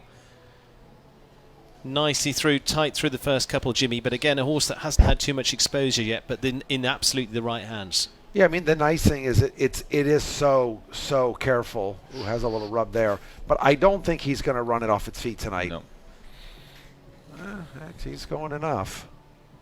That was, again, pretty slick. You got to catch that vertical on the angle. Such a fun approach to a vertical like that. I think he's right on it. He's ahead. And here's the 8. 39.59 to beat. Is it going to be? He's pushing for the line. 39.09. He goes in front. Cian O'Connor, Kilkenny. So we're already half second down. Already half second down. Yep, so we've taken half a second off, 39.09. And it is Cian O'Connor into the lead. Jimmy announcing their presence on the big stage. Yeah, I mean, that was good. And again, I don't think he ran him off his feet. I think he was cautious in the beginning, and when he felt, you know what, this horse is doing what I asked, he really took a shot to the Captive One vertical. He went right over to Liverpool, and then he did 8. I'm actually surprised they're not doing 8 to the last jump. I walked, and I thought it's going to be 8, and he did it easily. I think you'll start seeing smaller strided horses do 8 now that they see someone do it. Yeah. Because when you walk it, it looks like, oh, heck no. But then once you see someone do it, you're like, oh, wait, it might actually be possible. Let's give it a go. Okay, Bandit Savoir.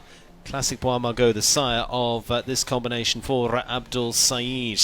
Again, in their second 5-star together for the Egyptian rider.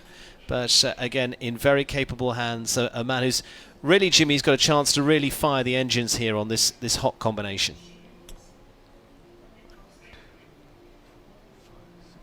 There's the 7. But so much faster foot speed in that 7 than Cian.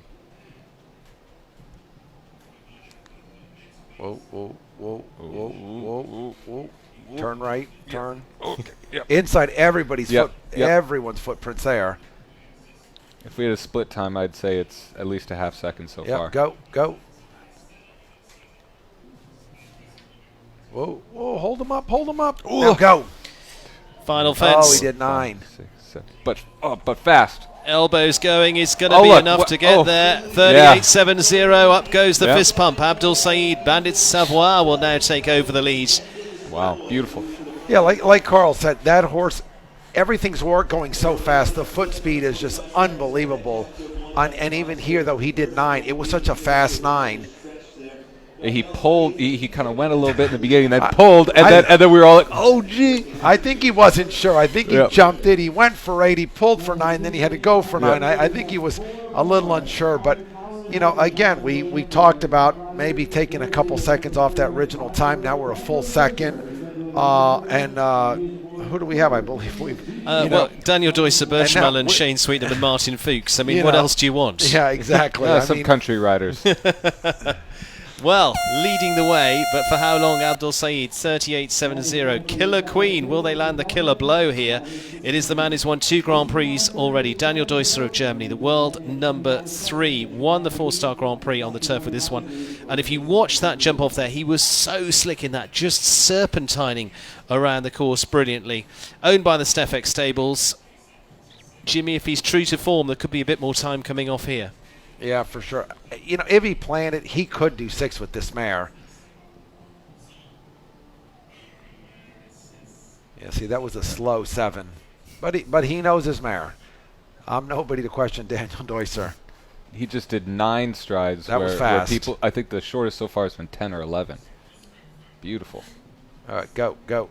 Again, inside the footprints. Yep. So now he just needs to not touch the reins. Lands there about a second quicker. He's got to do 8 to get him. He's got to do 8. Oh, he did 9. He's still going to get there. Is he going to get there? 38.71. Ah, would you believe 100th of a second difference? And it means Daniel Doyser goes into second place, 38.71. Abdul Saeed stays ahead at 38.70. Blink of an eye between them. But Jimmy, as you said, he went down here on the 9. Yeah, I thought he did enough in the beginning, but he, in my opinion, he coasted to the Captiva 1 vertical. I thought that was the one place where they're really taking a shot and taking a risk there, and I thought he coasted there a bit. But for me, what that round shows, Eric always says it's always better to have a better track. Yeah. Because he looks like he was going slower than Abdel. Yes. It visually just looks slower, but his absolutely. track, the track to fence 3 after the combination to the second to last, his track was just so on point that he can look like he's going slower, yet only be 100th of a second, and he could have made that up, really easy. Well, Pacino Amiro for Ireland is the big challenger coming in now. Winner of the 5-star Grand Prix here 2 weeks ago, the 9-year-old for the Irishman.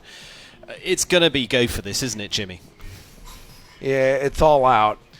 He's obviously going to do 7 because he hasn't seen anyone do the 6. Powers around the corner. Whoa! And unfortunately, parts company. He's up on his feet.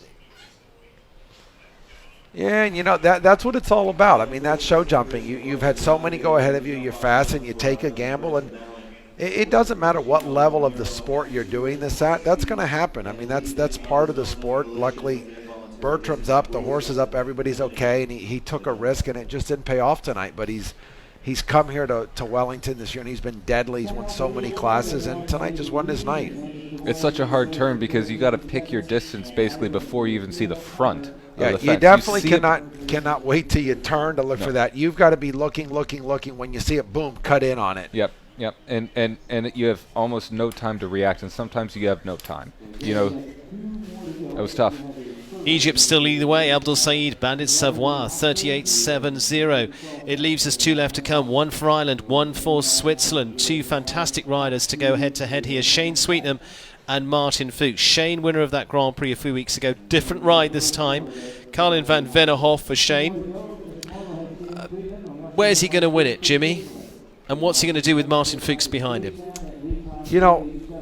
I don't want to underestimate, but I don't think Martin's horse is I don't know, being a greener horse, 9 years old, I think he's a slower type, so I don't know that he can go that fast, but I know Shane's going to give it a run. Again, I think Martin's maybe going to be the only one that do 6-1-2. I think, with Martin, with a newer horse, even if he knows he can make it, I think he's going to be a bit more conservative because I think right now with that newer horse and the way it jumped the first round, it feels like it's more experience, but if he, when you get into that jump off, even if you go in saying it's about experience and you get that little bug, that little feeling, you could just let it roll.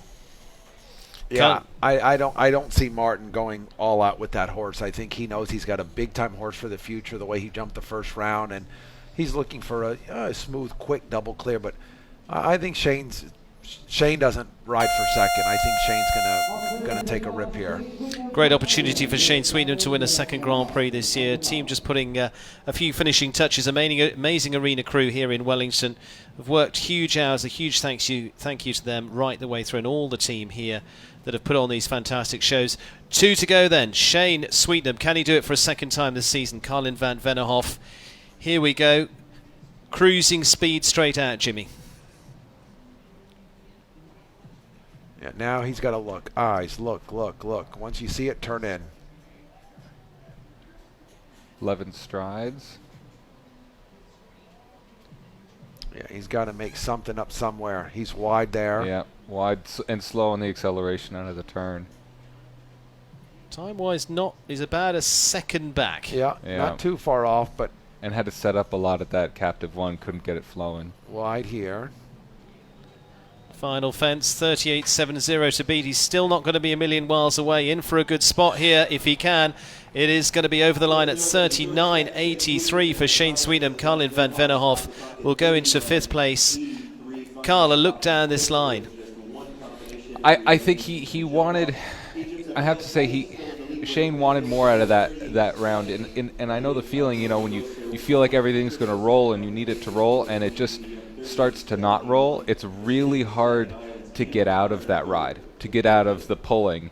I think he'll be frustrated with that, but at the same time, he's still double clear in a 5-star event. He'll end up 5th or 6th. I mean, it's still a super night for him. Absolutely. So Martin Fuchs last to go. It's in his hands once again. The Swiss rider Léon Auger as the last to go. Jimmy, he's got a great chance, an opportunity here for a placing. Abdul Saeed, there's still a bit of that door open. I know you're saying he might hang back a bit here, but he's also got the ability to maybe just squeeze something out here, a stride here, a stride there. Yeah, I mean, the one thing he can do is outstride him. I think for sure he can do 6-1-2 if he chooses to do so, and I think for sure he can do 8 down the last line. The question is, as we've discussed, a 9-year-old, a horse just coming along, is he going to push him and possibly blow his mind? Well, in the hands of the European champion. Beautiful. Nicely done so far. And he's got, yeah, he got a little stuck there. I was going to say he got a little stuck, but with all the scope he has, I thought he was going to get away with it. He did the same number of strides as Daniel Deusser, but just picked a little bit too much of an inside track in that U-turn. Just on the 4 then for Martin Fuchs. It's going to be a win for Egypt here tonight. But what a horse! This is a class horse right here. Really, I can't wait to watch this horse as it comes over. Yeah, as time goes on. Well, there it is. Martin Fuchs just dropped onto that one there. Jimmy, as you say, got a bit stuck. Yeah, and the horse made a good effort. He came off the front rail so good that he just towed the back rail, but. Maybe 9 times out of 10 he would have gotten away with that because the horse has such a tremendous amount of scope. But that's a horse, as Carl said, that's a horse to really watch for the future. You talk already, he's got Clooney, and now this one to back him up. That's serious. Looks very nice indeed. It's a win for Abdul Saeed tonight with Bandit Savoie. Daniel Deusser finishing in second. Let's take a look at the final results. Abdul Saeed there takes the lion's share, and just by 100th of a second, it makes $50,000 difference. 80,200 to Daniel Deusser. Still not a bad day at the office. Finishing in second there for Germany. Third to Keane O'Connor of Ireland with Kilkenny. Adrian Sterling for the USA in 4th place. Another good round for them. Little further down the line, 7th and 8th. Let's tell you, 6th for Rodrigo Pessoa, Carlito's Way. Captain Brian Canal in 7th. And 8th there for Martin Fuchs, the Onige. Bertram Allen, all okay hopefully there, but finishes in 9th place of our lineup there, and those a little bit further down. Abdul Saeed, I'm sure, delighted with that with Bandit Savoie. We're going to take another look at that round, and we're going to be just taking it to walk around it. Jimmy, let's have a look and a walk and talk from you two here. What have we got? Yeah, I think he did the perfect 7 there. He wasn't maybe as neat back on this jump, but as Carl said, the horse has such tremendous foot speed. Everything is going. The whole time he's going forward. It was very good to turn here. You could see the footprints. He's inside of everybody else. He let loose pretty good to this vertical on a pretty severe angle. Then he ran right up over here. You see him take a little half halt. And then for a split second, you thought maybe he was thinking 8, and then here, whoa, let's do 9. And I think the biggest thing is, which I learned this as a young kid when I started riding jumpers. When he land and get through the timers. Every once in a while, you see someone land after the last jump and not really gallop. That can make the difference. When you talked a minute ago, 100th of a second was the difference between $50,000. That can be the difference. You got to land and get through the timers. I did the math once because I was curious. How much distance do you cover in 100th of a second? And it literally was like a foot. Yeah. Like Daniel Deusser crossed the finish line 1 foot behind Abdul. That's how tiny of a margin it is. Yeah, and you can't explain to anyone that as a time period. It's one of those. By the time I've blinked my eye, it's too late. But Carl, your overall feel for the Grand Prix tonight? Enjoyed it? I enjoyed it. I think it was a super Grand Prix. A super interesting course. Alan always does a great job. We had a great number clear. And we had a super interesting jump off. We had horses really going for it. We had some excitement to fence 3 in the jump off. I think all around it was a really well-rounded, exciting. Looking forward to seeing you in action over the next few months, getting back into the heat of competition. And I'm sure you'll be walking and talking as well on Instagram if anybody wants to follow you. I've always. And you've got thousands of them, I know. Yeah, I just have to figure out who I need to talk about next, and he got rid of that ponytail. He did. He's clipped. He's been clipped, ready for the summer. Carl, thank you very much. Jimmy, interesting lineup here tonight. A little thought for you on looking ahead to the Rolex Grand Prix in a couple of weeks, where we're going to be in action there. Again, we've seen the same top contenders come again. I think you got to keep looking for those same ones. Daniel's been on fire. Bertram, okay, he had a little mishap today. Keane O'Connor looks great. You know, we were missing McLean in the lineup, and I think obviously McLean is going to come back with a vengeance next time, and I think he's looking for a big win. But, you know, as you said, the world has really come here to Wellington, and it's just every week it's been a star-studded lineup. We've got some of the best riders in the world right here, and it doesn't get better than this. Adrian Sterlich's receiving the Martha Jolicoeur Leading Lady Award here tonight. And Sharon Loyaza and Waverley Ernst on behalf of Martha Jolicoeur presenting here tonight. She's currently topping the leaderboard for the season as well, so congratulations to her. She can stack up another bottle of champagne ready for the end of season. And there, the man to celebrate is Abdul Saeed, being congratulated by David Burton, who received an award on behalf of everybody here a little earlier on today for his amazing sterling work in making the shows happen here in Wellington last year and this. He's worked tirelessly there. He's just in shot there to the right of your shot and has done some amazing grafting to make sure this happens safely for riders, but also most importantly for horses as well. Jimmy, with everything that's going on in the world, to be putting the shows on here, they have done a really amazing job, haven't they? The entire crew, the whole management has done an unbelievable job, but I don't think people can appreciate what David Burton does, the hours he puts in. He's the first person you see here. He's the last person to leave. He's here Grand Prix night. God forbid there's a mishap. Somehow he's there. He puts so many hours in, and it's thanks to him and his crew that we're doing what we're doing. Things have been shut down around the world, and we are very lucky and very fortunate to be doing what we love and what we're able to do with these horses. First, the trophies there. The big trophy is the Cappy Kaplan Trophy, presented on behalf of the Farriers, and that is the trophy that goes to the winners of this Grand Prix every year, and it is presented to our winner there. It's a little too big to lift, but he's riding past it. And Jimmy? Yeah, and I hope they explain to Abdel what that is. I mean, you know, not being an American rider, Cappy, one of the greatest blacksmiths we ever had here, and the blacksmiths got together a number of years ago to give this special award, and the riders, when they've won this class, have been really excited. So I hope that someone explains to Abdel about Cappy and what this means. I think you need a farrier to reinforce your mantelpiece to put it on as well. It's a huge trophy. And Michael Stone, president of Equestrian Sport Productions, who also deserves the accolades and got them tonight as well for his sterling amazing work to bring the shows together. And a man who's certainly benefited from them is Daniel Deusser, who finishes well in our lineup. In the end, so close there, just 100th of a second making the difference to finish in second place of tonight's big class. And getting ready for our 5-star winner tonight of this Fidelity Investments Grand Prix. Coming forward, Abdul Saeed. Well done to him. Bandit Savoir. Delighted. He's always so animated, Jimmy. Yeah, he is. He's a good guy. I mean, I remember him as a young kid, you know, no, I wouldn't say learning, but, you know, kind of learning the ropes in Holland. And, you know, he's always been, you know, just a great guy and worked with Keane O'Connor for a number of years, but a great win. You know, he's been sort of coming along with this horse, and he was a little unlucky and won down here, and tonight, you know, everything came together. Well, there we go, thumbs up. And it is the national anthem of our winning rider here tonight, the traditional part of the ceremonies, which means I go quiet and hand over to the arena team. It's the national anthem of Egypt.